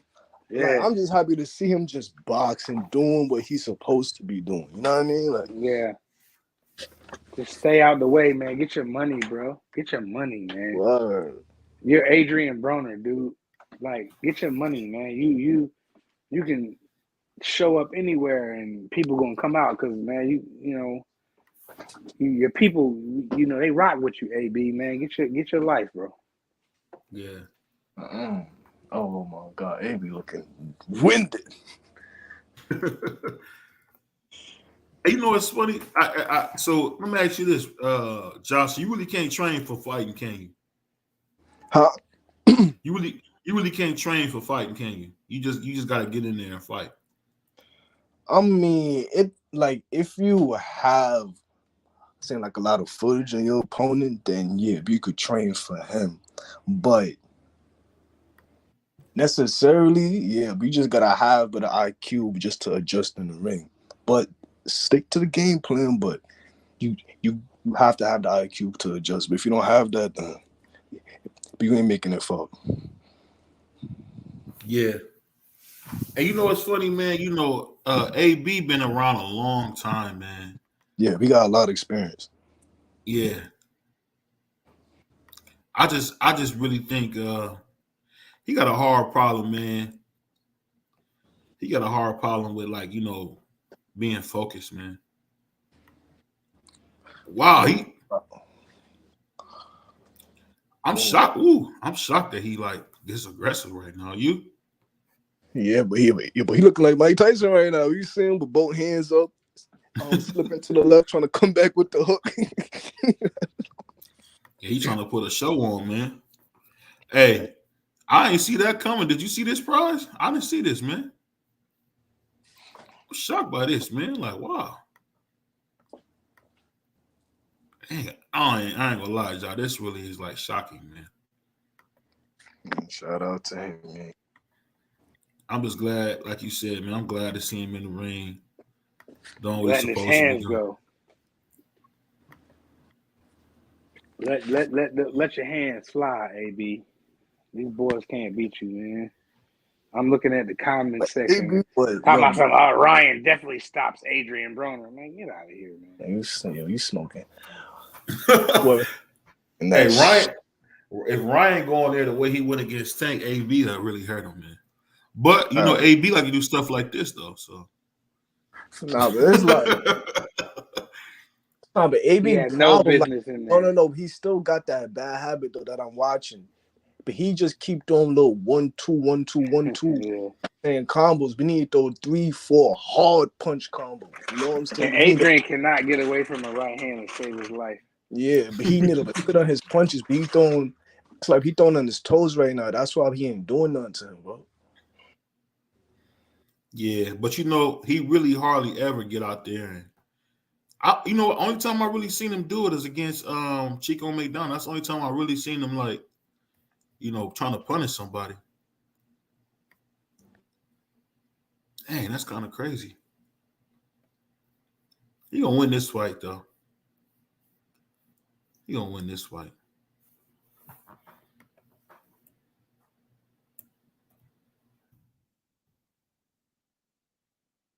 I'm just excited to see him back in the ring, man. He ain't let his hands fly in that last round.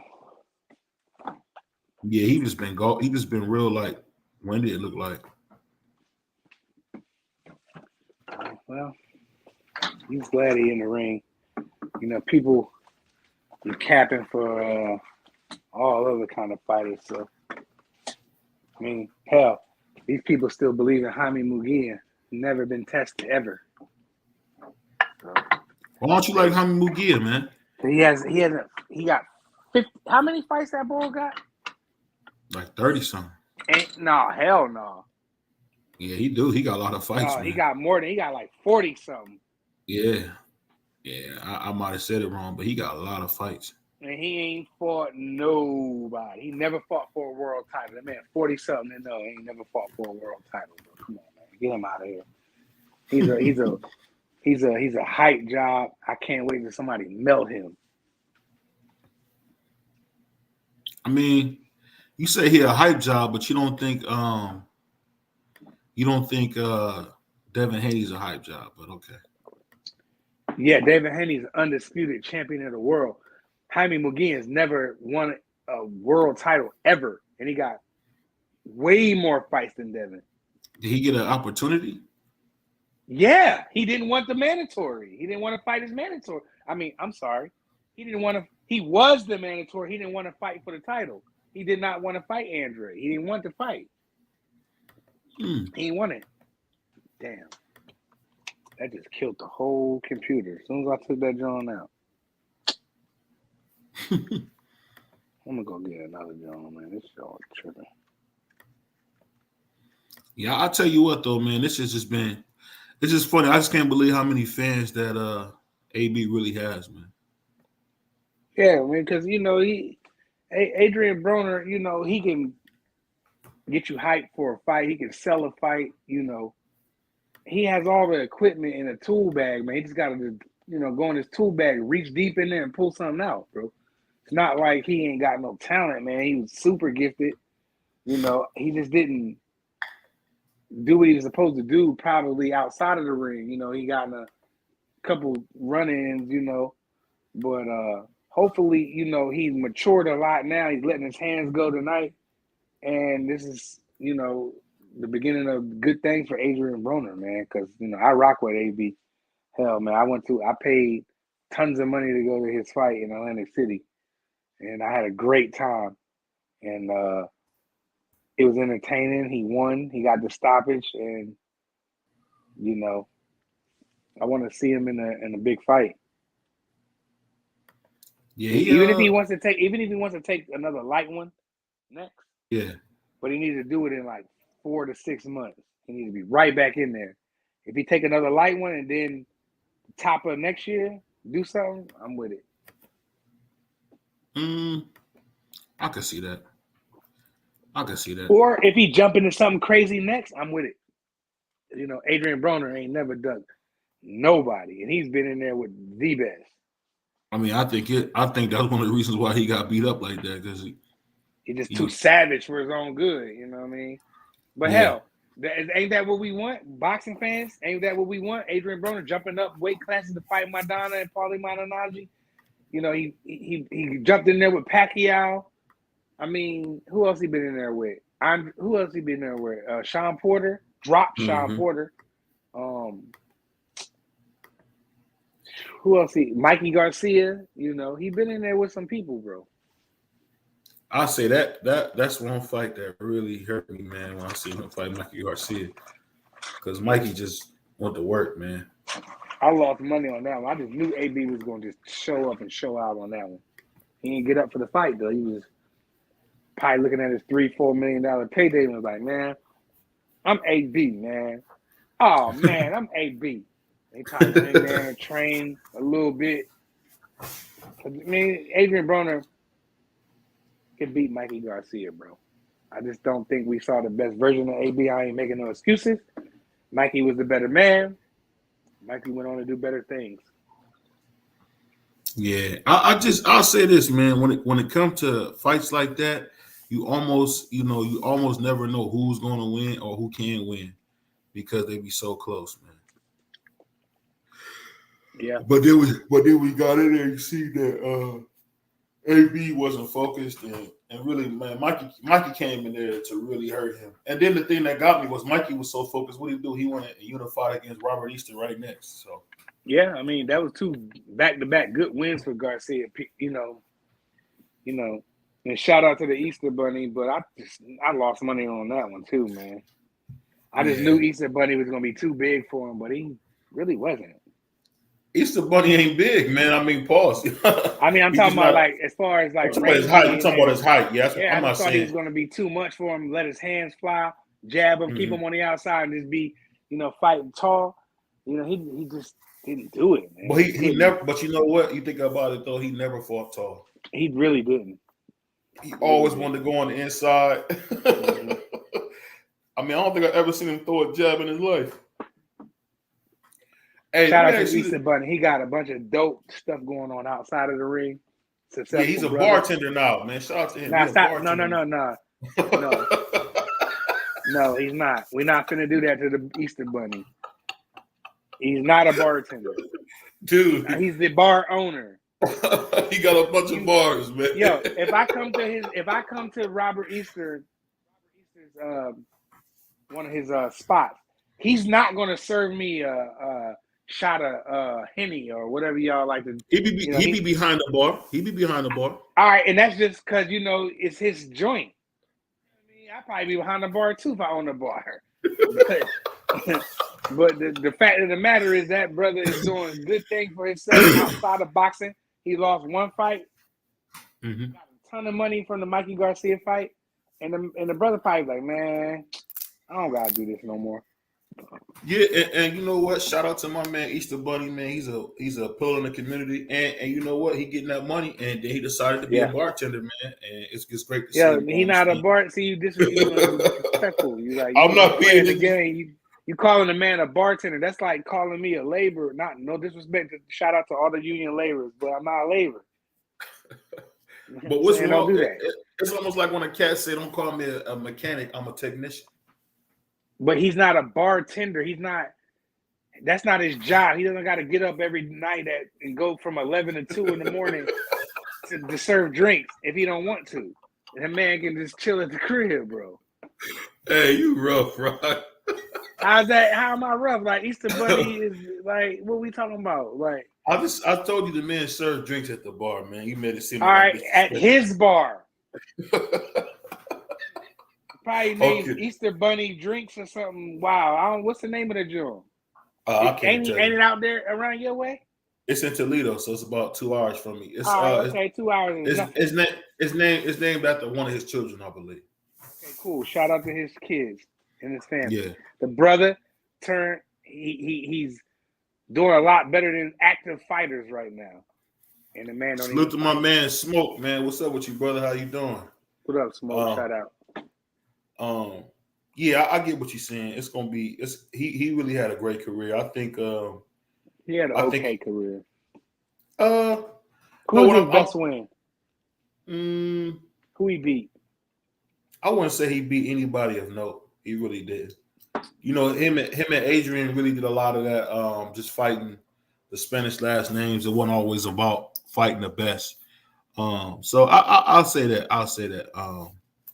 But I am impressed though about what he was able to do with his career, man. Because people don't know that, man. You know, Toledo is a boxing town. People don't know this, but Jack Dempsey fought a lot of fights up there in Toledo. So I don't know. I'm just excited about the fight. Can't wait to see it. Can't wait to see AB. You know, after this fight. I mean, he was letting his hands go. I think being with Don is good for him. What you think about that, man? It's kind of clear from what we watching. It's an easy win for him. I don't know about him being with Big Don, but shout out to him, man. Like, I just want AB to just destroy this dude, man. Is the fight over yet? I'm about to mute this joint real quick. Fight ended. What was it? 10-round, John? They gave it to AB. What was the score? Hold on, let me look. Yeah, I mean, I'll say this though, Ja. I mean, I know you big on performances, man. That didn't look very good. That didn't look very good. Yeah, but could have been. What's going on, Smoke? What's up, Smoke? Yeah, chilling. What's up, bros? I hope you guys are having a good night. Had an excellent week and are looking forward to the weekend. Oh yeah, always, man. You guys got time for my Oakland brother, man. Yes, sir. I'm putting it in the air in Oakland right now. Actually, where in the States are you? I'm from Cleveland. Okay. Are you still in the state of Ohio? Yeah, I'm in Ohio. Yep. Ohio. Okay. Yep. That's cool. I drove through there. I never really stopped. But that motherfucker seemed flat as fuck. God damn. Like that's the Midwest, man. You saw the mountains, man. Yeah. Hey, you don't want to own a bike in Oakland, man. You be no, especially not in my neighborhood. No. That's hell. That's like, yeah, that's definitely you did something wrong in your life and now you're being punished in the afterlife if you got a bike in Oakland, in my neighborhood. Yeah.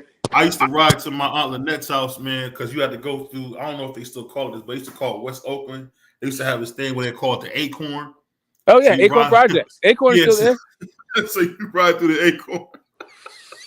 Oh, yeah. Good luck with that. Yeah. You going to East Oakland? Yeah. Oh, you want to East Oakland dudes? No. I love the Bay, man. I hate what they doing with the Bay, man. They doing the Bay like they doing Brownsville and North Philly, man. They just gentrifying it. Oh no, they're not doing it like that. It's already been done. The gentrification already happened, and they left again. And now it's just like, who the fuck's coming in? The Chinese like kind of brought up San Francisco. The .coms they came through, fucked it up, and left to Seattle. Fucked off to Seattle. It's not. Yeah, Oakland is not the Oakland we grew up in. I'll just put it that way. What about Richmond? Is Richmond still chocolate or not really? Richmond is still kind of cracking. It just depends on where you are. But I'm like kind of old too. I'm not doing that shit. If I'm in Richmond, it's because I'm going to Target some shit. I'm getting off at the I need to get some gas off the freeway. I'm not fucking around in Richmond. Hey, that's kind of cool, man. I don't know many people that drive, man. Everybody I know get on that BART, man. Oh, damn, yeah, no, yeah. I got a people mover, wife, kid. That gets you off. Yeah, that gets you off of public transportation. Like, and plus, I'm a hills guy, so the public transportation was always hit or miss. Anyway, and it just left you like walking up hills backwards with whatever the fuck you had in your hands, right? And that boy Smoke is crazy, man. So what you think about AB getting back in the ring, man? Not much actually. You know, I'm not a Midwest guy. You know, the 4 words that everybody associates with AB got boring to me a long fucking time ago. Yeah, I'm like, will he or won't he let his hands go? Like, I don't give a fuck.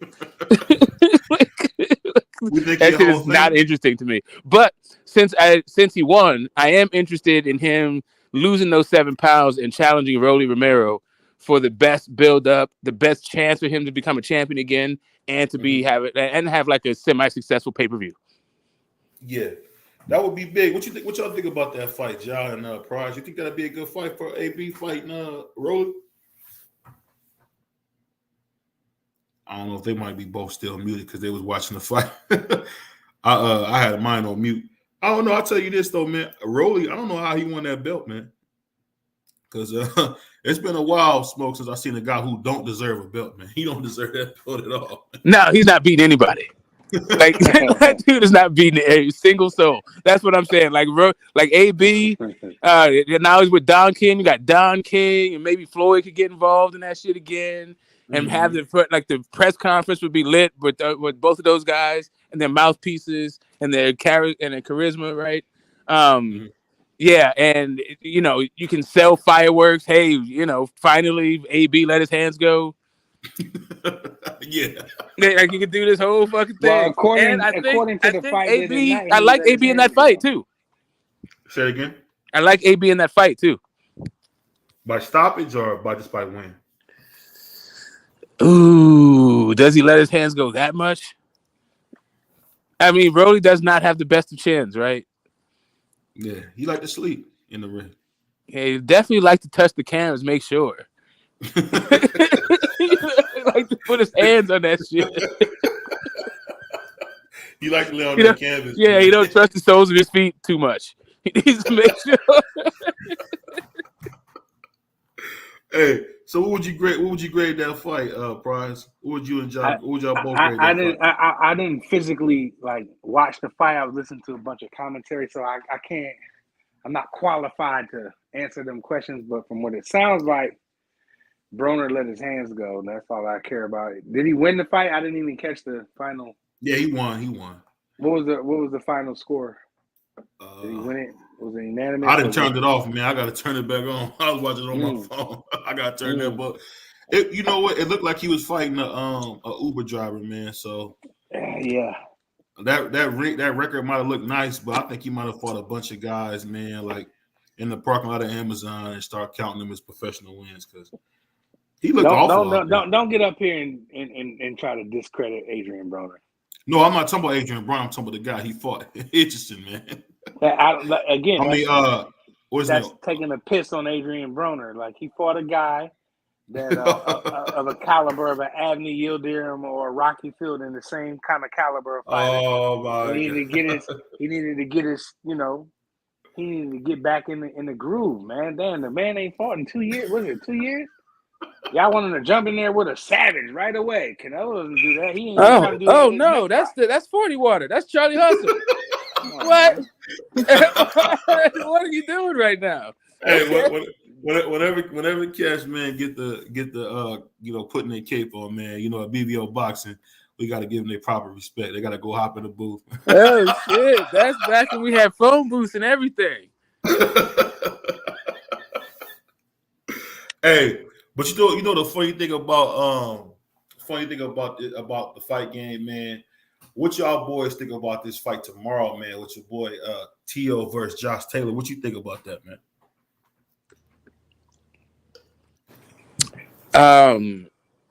I think that T.O. is probably going to sleep. This man delusional. Yeah. You just I think he's going to jump in the bed. He's going to literally leap in the bed. He's going to be like, oh, yeah, look, I see something nice right there.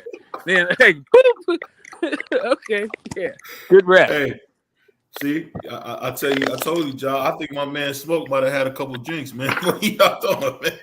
No, I'm just chilling, man. You know what it is. I'm looking forward to Sunday. Yeah. I haven't started drinking yet, you know. I just pulled up. You're live. You got me in my fucking bag all week. It's just so happy, man. Look, I'm just excited for Sunday. I think it's going to be an excellent back and forth. Yeah, I'm looking forward to it. That's all. What's up, people? Yeah. Because I don't know if you guys know, but me and Smoke going to battle, man, for a YouTube belt, a vacant YouTube belt, man. We go debate Floyd versus the great Sugar Ray Leonard, man. We gonna debate that fight. So, now, their careers. Where are y'all gonna debate that fight at? On my man, what's his name? The Zone 6. Zone 6. Zone 6. Sorry, Zone 6. Yeah. Shout out Zone 6. I heard of him before. He cool. Yeah, Zone 6 is I killer, thought man. y'all was about to put the gloves on and go 8 rounds. No. Yeah, me excited. I'm like, ooh. Hey, Smoke. My man Josh is an amateur fighter, man. Out here making noise, man. That's what's up.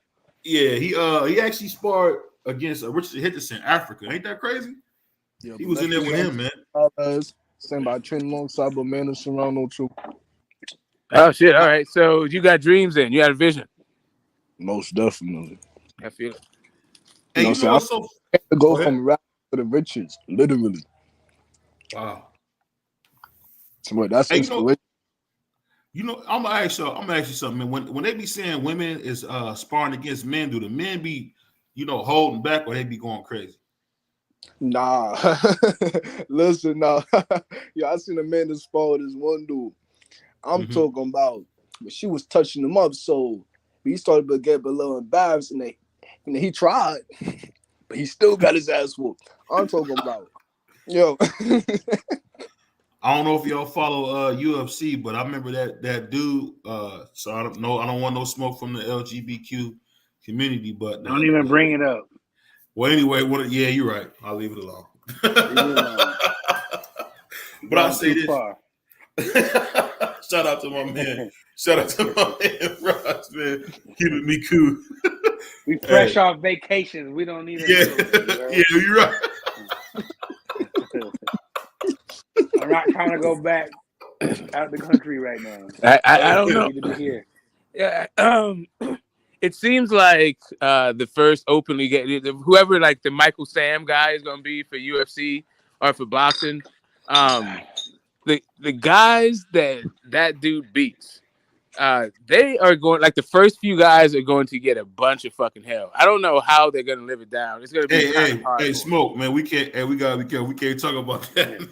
We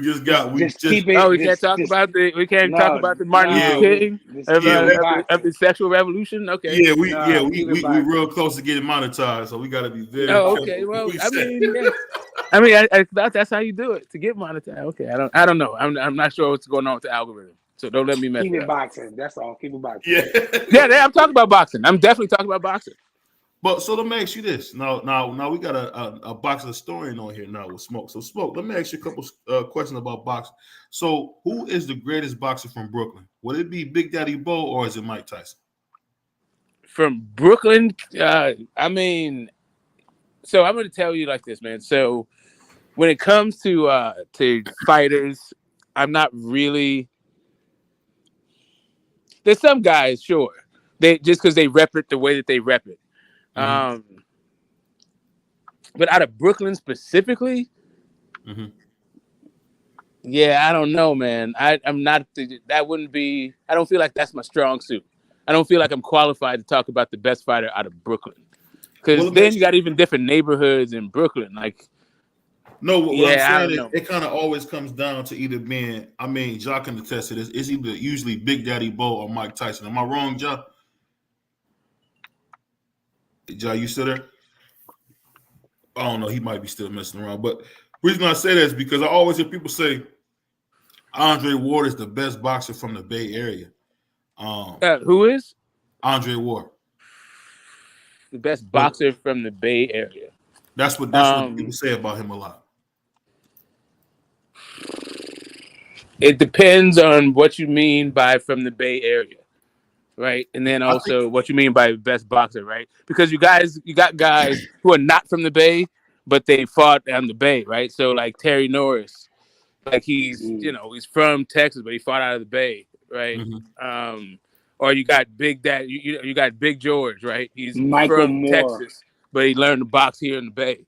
So I don't know. Are you just saying like born, raised, box that did the no, whole I'm just shit some out of the guys. No, basically like, basically the guys who represented the area is what I'm saying. No matter where they from, what they represent. man, I mean, you got Oscar, Sugar Shane Mosley, you got Ward. They're not from New York. Say again? No, they're not from the Bay. They're just Cali. They're Cali dudes. So just the Bay, just straight the Bay, right? All right. So they're just the Bay. Fuck. Damn. Okay. So you got Yaki Lopez that came through here. It's pretty fucking good. A couple fights a year, but I wouldn't say that he's as good a boxer as Ward. Yeah, so you got Killer Gallardo. He's nice with it. But yeah, Ward, he wasn't no fucking Ward. Just straight the Bay. I guess Nord Page. Fuck Williams. Back in the day, he was pretty slick with it. He got his ass beat by James Kitchen. Yeah. So, shit. He fuck. That was a beating, man. Yeah, he got his ass fucking whooped. Well, funny story. What's that? That's one of the homies, like uncles, and yeah, they were out with him the night before, and like he was partying, smoking weed, shit, and like even his whole own family bet on Kitchen that day.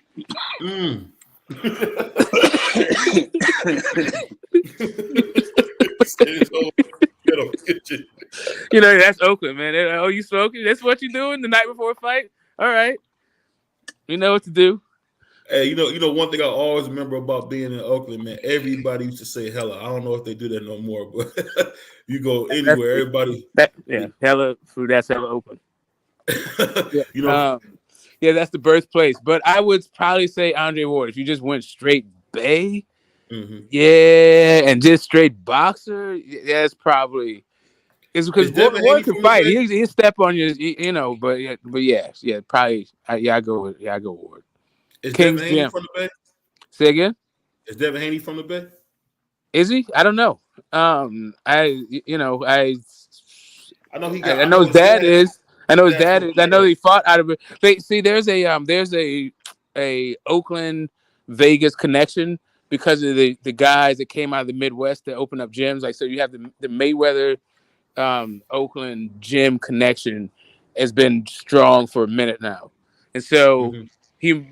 Guys like Omari Jones and shit and Chris Lopez, they're from Oakland, but they've been in Vegas for so long since they were so young, and they've been traveling. They're just boxers anyway, and they're young as shit. Like they probably spent as much of their life in one place as they have in the other.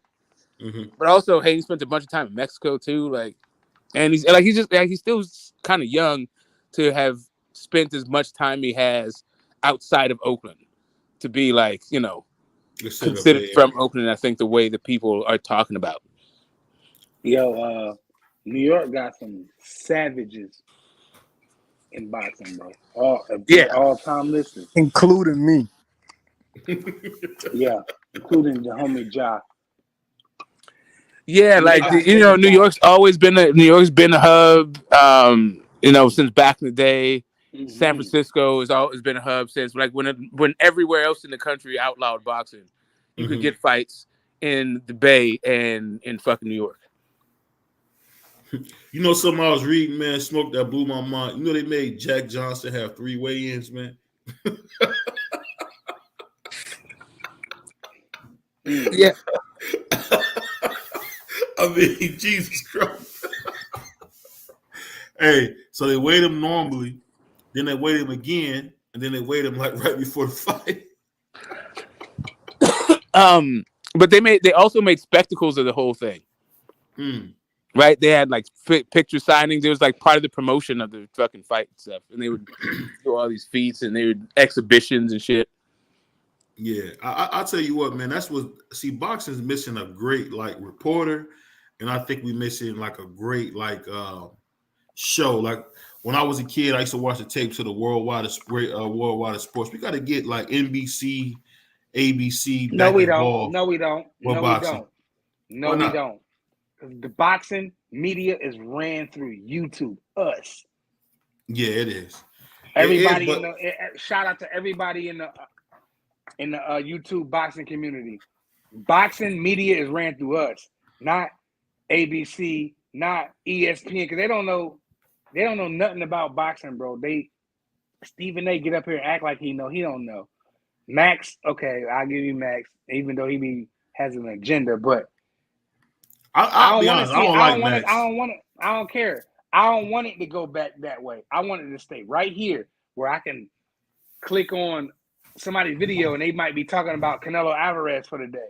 ESPN, they ain't talking about Canelo Alvarez. Like, they're not talking about him like that. On YouTube, I bet you if I can click tomorrow morning when I wake up and get ready to start my day, I guaranteed you there's going to be a new Canelo video. It'll be a new Floyd video. It'll be a new, I don't know, Earl versus Crawford video. So I don't ever want to see it go back to the, like what they say, the old term, old media. I wanted to keep it right here and let us control this because we're the ones that's really watching out every day for this community, this small community. We're the ones that's commenting and sharing each other's videos, liking, tapping in with each other's lives.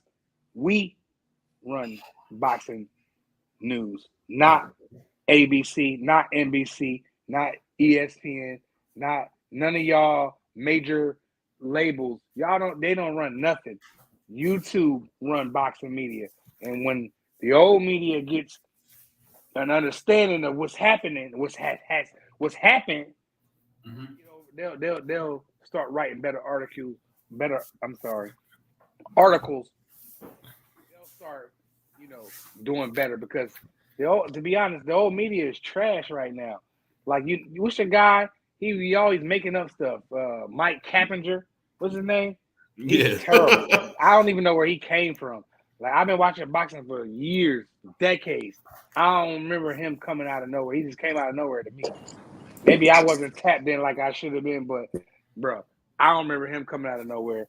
And all it's that Boxing Writers Association of America, right? Where are they? Where's Dan Rayfield at? Dan Rayfield, he used to have news every week. Now he don't got shit. I can tap in. You see him every now and again. Yeah, you do. He's still out there. I'm just saying. He not the first person I'm finna like back in the day. I used to tap in. Man, let me see what Dan Rayfield said because he was the guy on ESPN. You know what I'm saying? Now I'm not going to him. I'm tapping in with BVO Boxing and a couple other cats.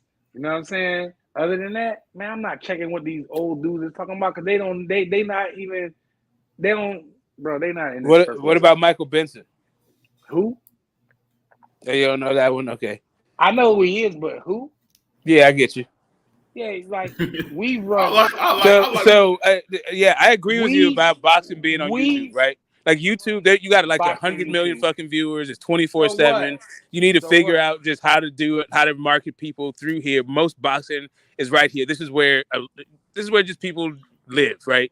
It seems like this is a perfect home for boxing. I think really, and it's sad to say, but KSI and Logan Paul showed you the way a long fucking time ago that you can have millions of people tune in on YouTube and watch a fight. We run boxing media. Well, I say this. They don't run it though. I say this, man. All I'm saying is that I guess for it to grow like it should. I mean, I don't know. I gotta say, man, Paul Heyman deserves to be promoter of the year. What you think, Smoke? I think he just done a terrific job this year with boxing, man. Him, Steven Espinosa, they get a lot of hate, but man, them guys have did a terrific job. Have you seen a bigger year in boxing than you've seen recently, Smoke? Sorry, ask one more time. No, I'm saying, have you seen a better year than we've seen recently in boxing in the last 20 years? My favorite year, I'd say, in the last 10 years. Mm-hmm. I think it's still 2017. Since the pandemic, it's getting better. But let's see. Since the pandemic, what did we get last year? Last year we got Brian David Avanesian, we got Ugas, we got. That was the first name you could think of last year was David Avanesian. Yeah, because I'm thinking there's the big fights this year, right? Mm-hmm. I'm thinking of the big fights this year. What were they doing last year? And last year we had no, we didn't get Tank, and that was 2019. Tank wasn't really doing shit last year. But he had Isaac Cruz. That fight wasn't even close, man. I don't know. That must have like a racial element to it, Smoke, because that fight wasn't close, man. Am I wrong to think that? Yeah, we got Monster and Nonito last year. That was great. Let's see, what else we get? I'm drawing blanks here. We got Kambosos and Haney. We got Shakur Valdez. We got we got Antoine Russell getting knocked the fuck out. We got Bartholomew. Now last year was pretty fucking good. Like this year, we just got good big ones, and we got like kind of the fights we've been waiting for a long time that got made. But I don't know. Ryan Garcia and Tank was kind of a farce, really. At the end of the day. We haven't seen Bud and Spence yet, so we don't know how good it's going to be. It's just good that it got done. Yeah, Fury's on some bullshit. Last year's kind of on. Was it Derek Ward, Torn Chisora, and fucking dealing white lies? Yeah. Hey, yo, speaking of old media, according to Dan Rayfeld, just tweeted. We got the scorecards in. Broner #Broner Hitchison 100 to 90, 99 to 91, 99, 91. All for the winner, Adrian Broner, giving Hutchinson 1 round, which is pathetic. What's the CompuBox? He said didn't win 1 second, much less 1 round. That's Dan Rayfeld. Yeah, that's fine. They got AB active, but what's the CompuBox? What's the final punch stats? That's really what anybody wants to know. Okay, I'm about to pull that up for you. Boy, I got my laptop. I don't know how to act right now. That's what we've been waiting on.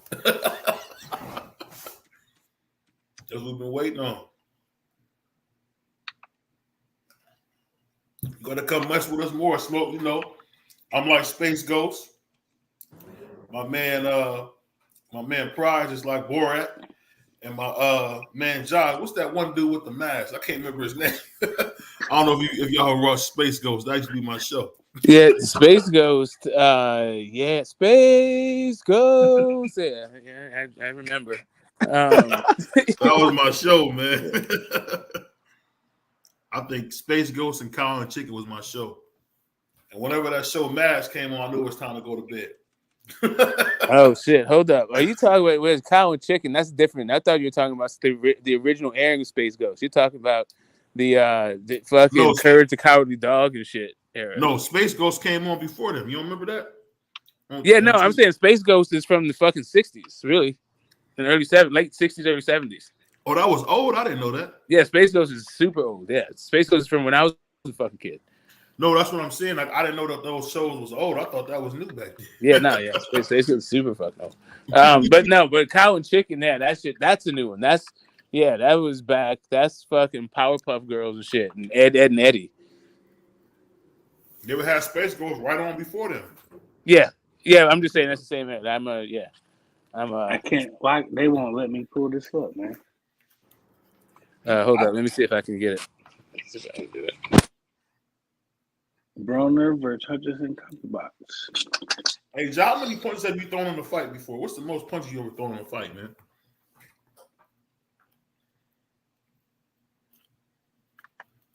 Ja done. That boy Ja can fight, man. Word. No, I'm serious, man. I was watching this fight. Only thing I'll say is it seemed like once somebody hit him, then he really want to fight. He snapped. Man, go look at my IG, man. But I just send unarchiveable all my sparring videos, man. You got his Instagram, BVO? Mm-hmm. Yeah. DM me his Instagram.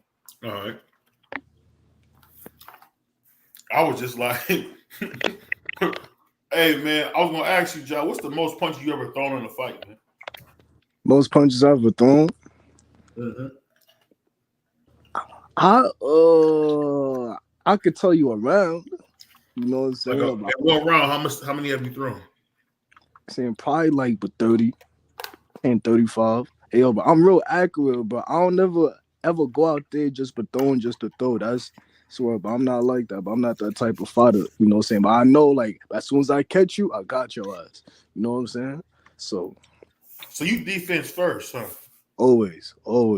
That makes sense, then. That makes sense. He's an American fighter, American style. Yeah, I really now I get what you're saying. Now I see why. Like that's probably why you be like that, because you really don't like getting hit.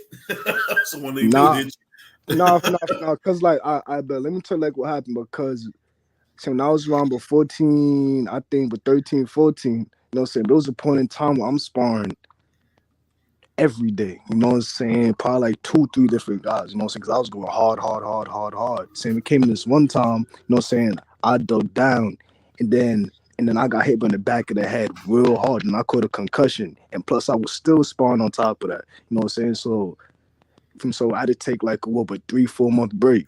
And afterwards, I learned like, yo, Job, you can't be in here just trying to go to war with everybody. You know what I'm saying? It's boxing, got to be smart.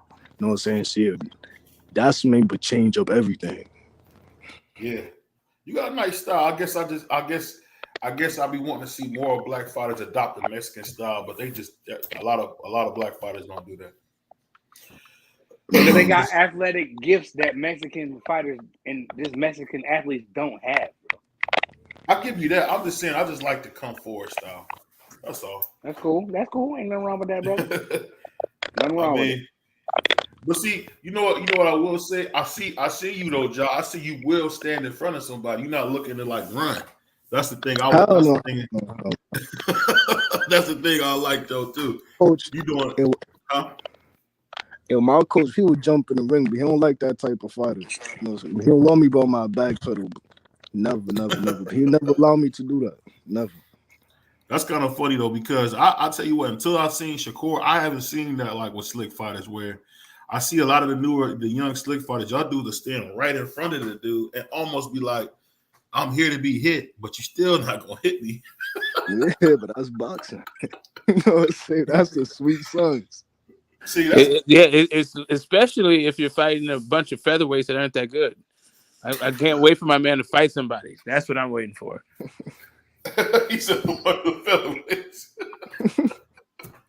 Hey, and you know what's funny? People don't say this, but Shakur hasn't fought somebody under 30 since like Clay.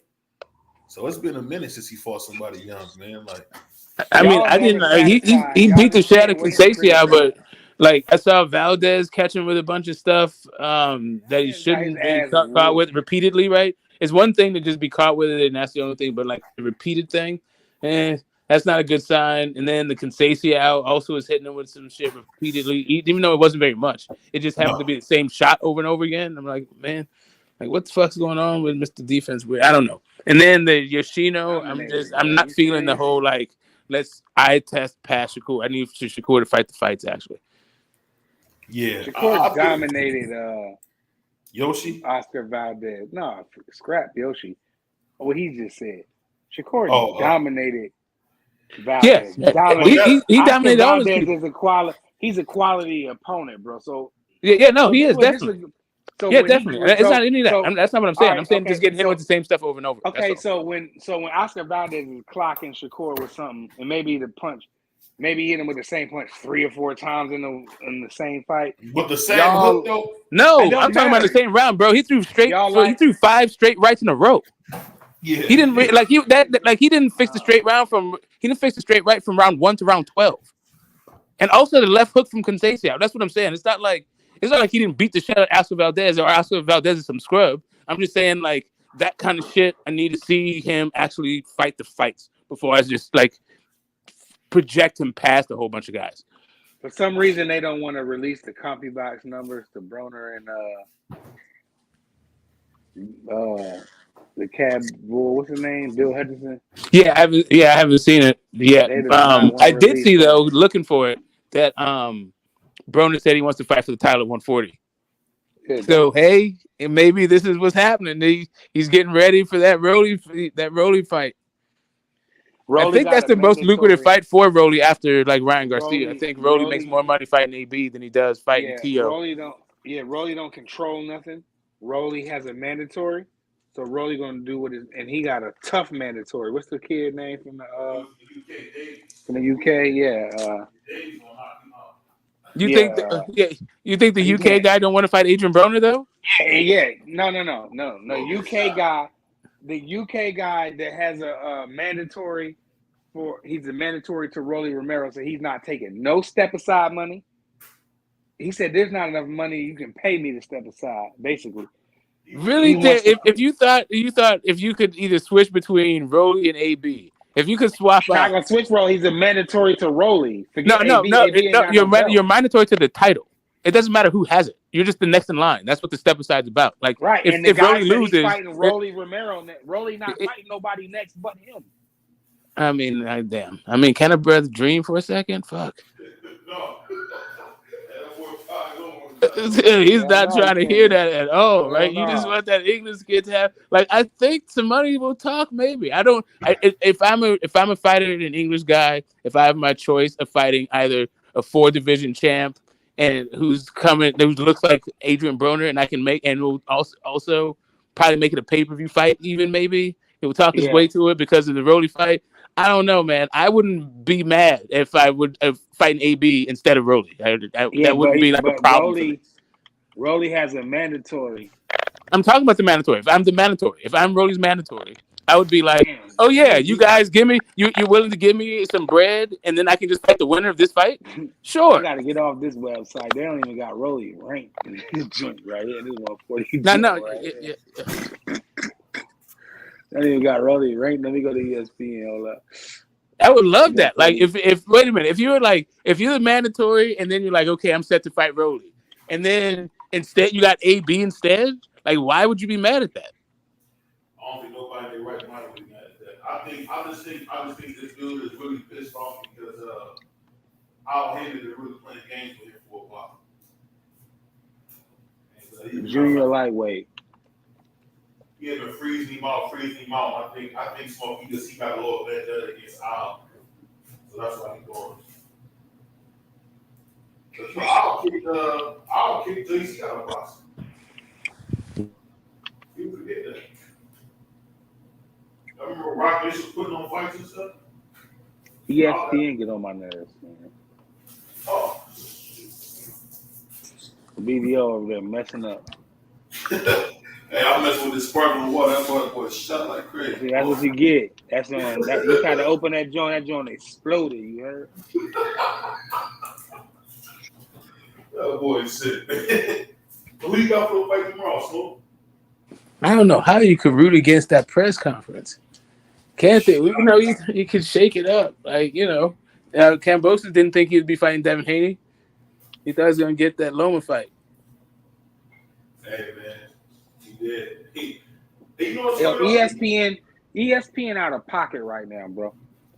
I'm clicking on their rankings, and they got Jack Catterall as the number 1 140-pounder, right? That joint jumped on me. That's crazy how that happened. That joint jumped right to heavyweight. That's okay. You know that he really is the best. He beat. I think I honestly think he beat Justin. This is what I'm saying. This old media stuff, bro. I can't not rock with these mugs right here, boy. These mugs tweaking right now. But they got Jack Catterall as number 1, bro. Hey, Smoke, who is your favorite boxer of all time? Of all time? Oh, that's easy. Not Ali. Yeah, we talked about this on my stream. Yeah, that's Ali. Yeah. Who's your number 1 fighter? Muhammad Ali. Oh. The greatest of all time. It's pretty generic. But that's well, let me ask you this. Can you admit that Ken Norton beat him 3 times? That Ken Norton beat him? Yeah. I mean, I'm not delusional. I don't think like Muhammad Ali thinks he won the fight. Like, Eddie Fuchs is a hell of a trick. Like, that dude, he knew what the hell he was doing in there. He had a hell of an eye. Hey, you know what's funny about Fuchs, man? He don't get enough credit, man. I think him and Angie, man, were the best to ever do it. Yeah. I think Ken Norton got something for Tyson Fury's ass. I think Ken Norton will beat everybody fucking heavyweight right now. Like that dude right there. Shit. He a juggernaut. He a walking juggernaut, bro. Yeah. Yeah. So if you go click on ESPN right now.com, I mean, hell, I don't know. Maybe my laptop's slow. It clearly has junior welterweight.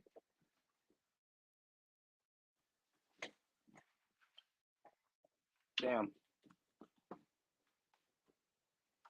Can you still hear me? Yeah. Yeah. I was trying to click off because this ad tried to play. Yeah, but according to ESPN, Jack Catterall is number 1 at 140, bro.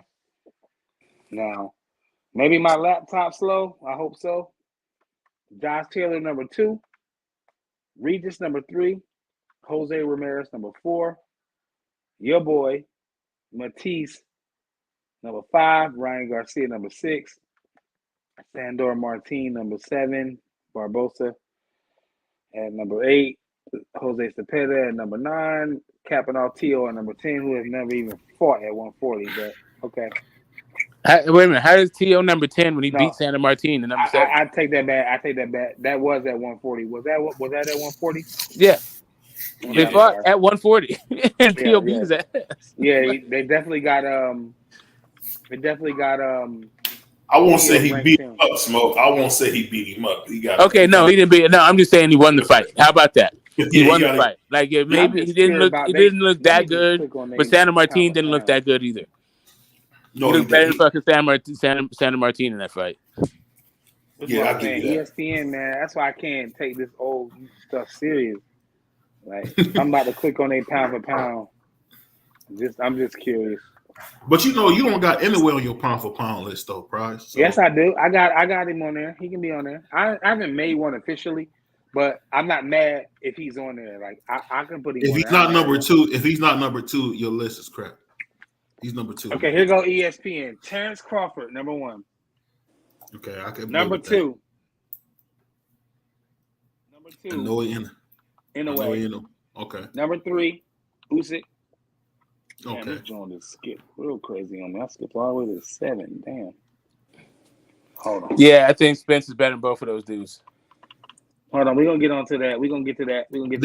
Okay, so hold on, BBO. Okay. Usyk at number 3. Okay. Earl is at 4. Okay. Canelo is at 5. He was previously number 5. He never he didn't move. Okay. Number 6, Bivol. I don't know how that's possible, but okay, he's number 6. Tyson Fury at number 7. Artur Beterbiev at number 8. Devin Haney at number 9. Shakur Stevenson at number 10. Okay. How is Janelle Charlo not on there? I can just break that because it's like I'm not even gonna do this. I'm not even gonna go to this route tonight with this. They just do anything to keep these boys off this list. Did you say Josh Taylor on there? Did you have Josh Taylor on there? No.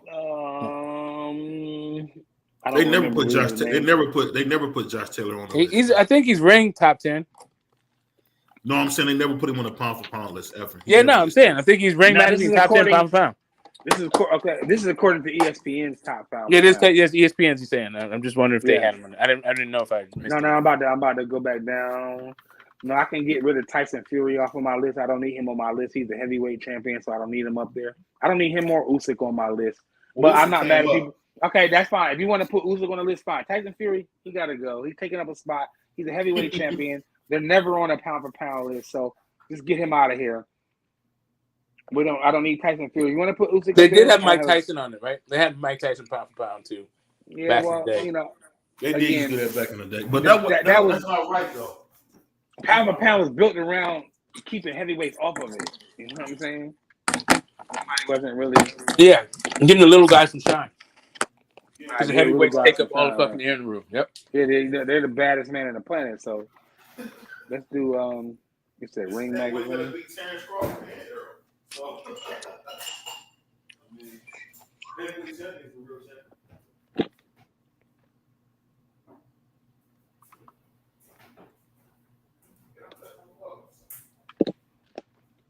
Here we go. Let's go with the biased Ring Magazine pound for pound ranking. Weak, Oscar. You weak. I'm saying it right here. You weak, bro. You borderline racist to me, and you weak. Oscar. His racist emails. In a way, is number one. Okay, I respect that. Usyk number 2. Just them two right there is dude. In a way with the same size. He ain't over Terrence Crawford, bro. Anyway, it's not the best boxer on the planet. Okay, I don't even think he's the top 5 best boxer on the planet. I think he got really good pop for a little dude. We got Terrence Crawford. Come on, Spoke. You sound great. Hold up, BBO. Let me get through this. Number 3, we got Terrence Crawford. This Ring Magazine now. Number 4, we have Errol Spence. Number 5, we got Canelo. Number 6, Lomachenko. Still? Wait, is this recent? Well, this is according to Ring Magazine. Number 7, Dimitri Bivol. Number 8, Josh Taylor. Number 9, Jermell Charlo. Number 10, Arthur Beterbiev. That is the most biased. Let me keep. Man, I don't even want to say what I'm going to say, bro. I'm not going to do that tonight. I'm not going to even touch that tonight, bro. I'm going to leave it alone. What's name out on the list? Devin Haney. That's your boy. The most 100 years experience. Ring Magazine's been around for 100 years, and they're the most credible. Do you see this biased list, bro? Come on, bro. Well, the thing is, Oscar De La Hoya. Homeboy got in a way number 1 over. That's not a bad. But Crawford don't nothing in a way do they can compare to what anything that Terrence Crawford can do. Anything. If they were the same size, I would pick anyway to stop Terrence. Man, you crazy? You smoke crack. Dang. So here's one thing. I will say that I don't think that Bud has a Hall of Famer on his resume, whereas Monster does. Monster got an old ass man that almost killed him in the first fight. Yeah, he does. Nonito's a bad boy. Nonito's about to be champion again, though. Killed probably. Him. And what round was that? 8-9, 7-8-9? I can't remember. Nonito almost killed that boy. Yeah, I mean, bust his eye socket, all that shit. I'm just curious to see their. Let me just go look at their rankings now. I'm just curious at this point. That's why this book don't sell. This book don't sell. Nobody buy this shit. Don't nobody buy this book. Smoke. Nobody. Hey, he been on this thing trying to tear down Ring Magazine all night. Yeah, man. See, here's the thing. I think it used to be like the Nat Fleischer and Bird Sugar. They're like it's a different day. Doogie Fisher with the De La Hoya, and then the way that boxing is, the way like people the self-promoted fighter versus they all died. They all the good people. Yeah. Well, yeah, that Devin Haney, once he like got into it with Doogie Fisher about not being on a pound for pound list, but having Loma on the pound for pound list instead of Devin Haney is just disrespectful to like everybody else. That's disrespectful to like some other Haney's people at too. number 6. It's crazy, man. And you ain't got Canelo on there? Oh, you got him. They put him on. Listen, now they got him listen, Canelo on 5. They had him Canelo listen 5. to they, Okay. Listen to their 135 pound ranking. Devin Haney is number 1, or he's a champion. So number 1, Lomachenko. Number 2, Gervonta Davis. Number 3, Isaac Cruz. Number 4, Ryan Garcia. Number 5, Shakur Stevenson. Number 6, Frank Martin. Number 7, that looks like George Cambozo. And we're gonna go down to number 8. Is hold on. What did I do? Your family don't mean but to cut you off, but I got spawned early in the morning, man. Oh, do your thing, man. We just Yeah, it's all good. You don't count, Jai. You know what I mean? You gotta do your thing. You know what I'm saying? Do what you do, player. We see you tomorrow, man. You working tomorrow? Yeah. But just don't call me prior. All right. You know how you is. You like Mookie, man. See you tomorrow, Mookie. Yeah. You gotta call me right now. Hey, Smoke, you gotta call this brother to come to work. This is a disgrace, man. All right, man. Take care, good night, y'all. Well, Good night. Peace out, bro. Yeah, you're up there disgusted about this Ring Magazine thing, huh? Man, I'm about to break my laptop, bro. This is a disgrace, bro. What's up to my man Kareem, my brother? That's funny, man. You ever seen that movie Do the Right Thing, Smoke? Yeah. That's one of my favorites, man. Mookie, you're late. Yeah. It looked like they got the welterweight division. Malcolm Martin. My favorite part is when you say, "I'll bust your black head." We got the number 10. Kareem, what's up with you, dog? Going up against the number 3 welterweight in Jerron Ennis. That should be all right. Okay, look like they got welterweight right. Oh, Jerron Ennis, you still ain't you said you're gonna cook Jerron Ennis. I'm waiting for you to cook him now. I ain't got to cook him. I ain't say I was gonna cook him. Man, come on. After that Terrence Crawford stuff? Okay. I don't give a damn about him and Terrence Crawford. Why would I care about that and I want to see Earl Spence and Terrence Crawford? I don't care about Boots and nobody. Because Boots got away his turn for them belts. So we know what he's going to do. Why would I be worried about Terrence Crawford or Jerron Ennis ducking Bud? Come on, man. That's not even a real topic. Hey, you smoked out. Yeah, and that's the thing about Shakur being in the ring with after Devin Haney fight. What you just highlighted is how many people are in front of you for the fight. Mm-hmm. Now you look desperate, and who you gonna fight? You get like calling everybody ducks who aren't on top rank anyway. Like I don't know if that's gonna work. Yeah, this 160 pound division is crazy, bro. Nobody. Yeah, they ain't shit going on 160. And Billy, Charlo, we at 160 right now. Yeah. That's it. Charlo's. Yeah, 160. No. We got, according to Ring, we got Golovkin at number 1. Who's your champion? Vacant. Okay, no vacant. No. Okay, it's vacant. Uh-huh. So we got Triple G at number 1, Xander Beck at number 2. Overrated 40-0 with 32 knockouts who never had a title fight in his life, Jaime Munguia. Okay, well, 3. He did have a Saddam Ali, but man, come on, man. Number 4, we got fight, bro. What are you talking about? Yeah, you know, he had that Jesse Vargas vacant at 147. Anyway, sorry. Go ahead. Carlos Adames at number 4. We got Liam Smith at 5. Derevchenko at number 6. Laura at 7. How's Laura 7 and he's a champion? But okay. I don't even know how to pronounce his name. Felix Cash at number 9 and Eubank, a bum who just got. Wait, hold up a second. You said Charlo. Jamal Charlo not even on this list, man.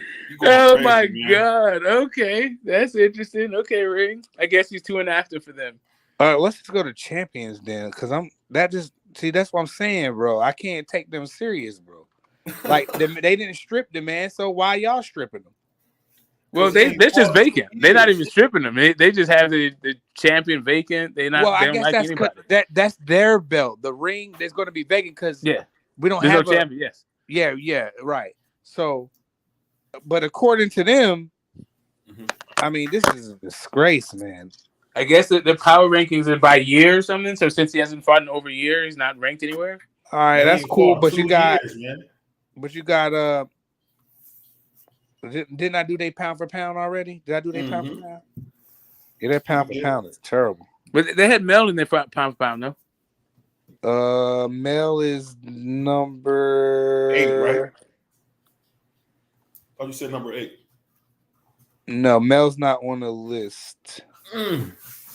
Oh, was on the ESPN's list? I thought this is Ring Magazine's pound for pound I'm looking at now. Yeah. I thought you said Mel Charlo, but maybe that was on ESPN's list. ESPN, he's that's ranked. ESPN's list, this Ring, he's not top 10. Damn. They got that's crazy. Bro, this is what I'm saying. Y'all, that's what I was trying to tell you, BVO, before you went off on your 100-year, the most historical 100-year hiatus you went on. You know, they got Usyk at number 1. This is their pound for pound rankings. Inoue at 2, Terrence at 3, Earl at 4. All right. That's the top 4. Then we can come on 5. Canelo is number 5. Bivol is number 6. Why is Canelo over Bivol? Well, I don't know. Okay, whatever. Josh Taylor's number 7. Devin is number 8. I'm not mad at that. Tank number 9. And why can I cuss? Like, why is Lomachenko even on the list still, bro? He's number 10. Why? He just lost. Wait, hold up a second. They put Lomachenko on there and not Jermell Charlo. They got the undisputed champ. 9 and Loma is 10 at 17 wins, 3 losses, and 11 knockouts, and 0 belts. No belts, no nothing. Oh, they have a picture with him with a Ring magazine as his picture.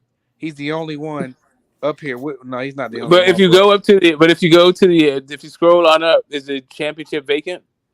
No. I wasn't reading. Oh no, that's pound for pound. Yeah, it's pound for pound. Yes, that's my bad. I'm reading pound for pound. So they don't even have Charlo on the pound for pound list. So as far as I'm concerned, Ring magazine gets no more burn on my laptop. Let me click out of that shit. I'm never ever going to click back on this website again because that just proved to me that they're biased. And to all the listeners, the little 6 listeners that we do got, and I'm sure they're gonna hit the playback for all y'all. Don't take these people serious. Ring magazine is not credible in 2023 no more. In this YouTube boxing community, we don't recognize Ring belts. We don't recognize their pound for pound rankings, and we don't recognize their ratings. Only man fans are gonna only man something like them. Like, y'all can't be serious right now. We're not taking that, not over here, not prize fighter. I'm not taking them. I don't even want to hear nothing that come off the ring. It's not credible to me no more. So don't say, according to Ring, Shakur's the number 1 lightweight. According to Ring, Earl Spence. I don't want to hear nothing with Ring attached to it because it's not credible. I just proved it to you that it's not. Hey, I'll just say this, man. For you saying something like that, give me a chain, man. You don't want to hear wedding ring. My chain too husky for you to snatch it with one hand. How about that? Ring star. Get your weight up. No hand ringing. That joint is disgrace, bro. You can't take that. How you gonna take that serious, bro? Prize, man. When you was young like me, man, you both was tearing out Roy Jones pictures, man, putting them on the wall, man. Stop playing like you wasn't. Okay, and that's when the real people that knew about boxing, like Oscar De La Hoya, go up there and do a bunch of personal things in his life. That when he goes to sit down and think about these things, it just looks just downright racist. How about that? It just looks racist. It just looks biased, and it looks racist. You going with Usyk, you going with, and I'm okay with Usyk on the pound for pound list. I'm okay with him top 5, fine. But when you got Vasyl Lomachenko and Canelo, you got Canelo over Bivol, who Canelo got dominated by Bivol, and you got Jermell Charlo doing what he's doing, and he's not even on the list. But you got Lomachenko, who just got cooked. Like, come on, man. Get him out of, like, what are they doing, bro? Do you think they're trying to sell people a dream? They trying to sell people. The whole thing is, the idea is who would buy Ring magazine? I'm gonna tell you, they selling the people that the black fighters are not the most dominant fighters. That's what they're trying to sell the casual fans. We're not gonna put too many of them up here because we don't want it to look like the NBA. That's what's happening because there ain't no way that Lomachenko should be sniffing anywhere near top 15 pound for pound. Well, the best player in the NBA is white right now, and that's Joe. He ain't the best player in the NBA. You smoke out, bro. He's the best in the world. Man, he's not better in the world, man. He's top 5 though. He just had 30. I don't care 10. What he had. So wait a minute, Ring don't have. They don't recognize Tank's efforts or Shakur's. Tank is number 10. Oh, Tank's number 9. Okay, he's number 9. No Steven, no Fulton, no Fulton. Nope, not on there. That's too black. Well, I don't know. Black? I don't know if that's fair, man. Man, that's fair. Man, come on, man. Why is Lomachenko on the list? Take him off. Why is Bivol on the list? All he did was beat fucking Canelo. At least Canelo has put in that whole body of work. Like Bivol has been like, I mean, I don't have a problem with Bivol not being on the list. I don't have a problem with him not being on there. I don't have a problem with that. Yeah, I mean, he's all right. I'm just saying. If you're I'm just saying the people that I think Stephen Fulton is a better boxer than. That's all I'm saying. I don't care if you take Bivol on a list. I can deal with him on the list, and I can deal with him off of the list. But to have Lomachenko on there just proves to me what I just was saying. Like some of these fighters on there don't need to be like. Look at Ring. They still got Golovkin number 1 middleweight in the world. So if I'm a casual fan and I say, oh, a boxing magazine, oh, look, it has this guy. And I just happen to notice, let's just say Ryan Garcia is on the front of it. Oh, I remember Ryan. I follow him on Instagram. And I'm a casual fan. And I open up the book. And I go to the rankings. And I go to look. You mean to tell me Triple G number 1 in middleweight? Oh, let's see what the middleweights are doing. It's the most historical weight class, the middleweights, right? Ain't they like the one, like other than heavyweight, they like the most historical or something like that? Yeah. Middleweight? That's it. Okay. So you mean to tell me when I open up the Ring magazine, I see a picture of Gennady Golovkin at number 1? Come on, man. He got a great. He fought Canelo 3 times, man. Man, and he lost 3 times. No, he won 2 of those, man. They robbed that kid, man. I gave him the first fight, but the other 2, man, he got cooked. You know what it is, man. People never forgave Triple G for ducking Andre Ward, man. That's all it is. They never forget. Man, he's the biggest overrated fighter. They can't wait to hype up a European fighter or somebody from somewhere else, but they don't want to root for the ones right here that's putting on for their own country. You know why? I know the answer, but do you know the answer? He pushed the hell out of Lomachenko. Is that worth $400K though? I don't know, man. Look at that neck. That's not right.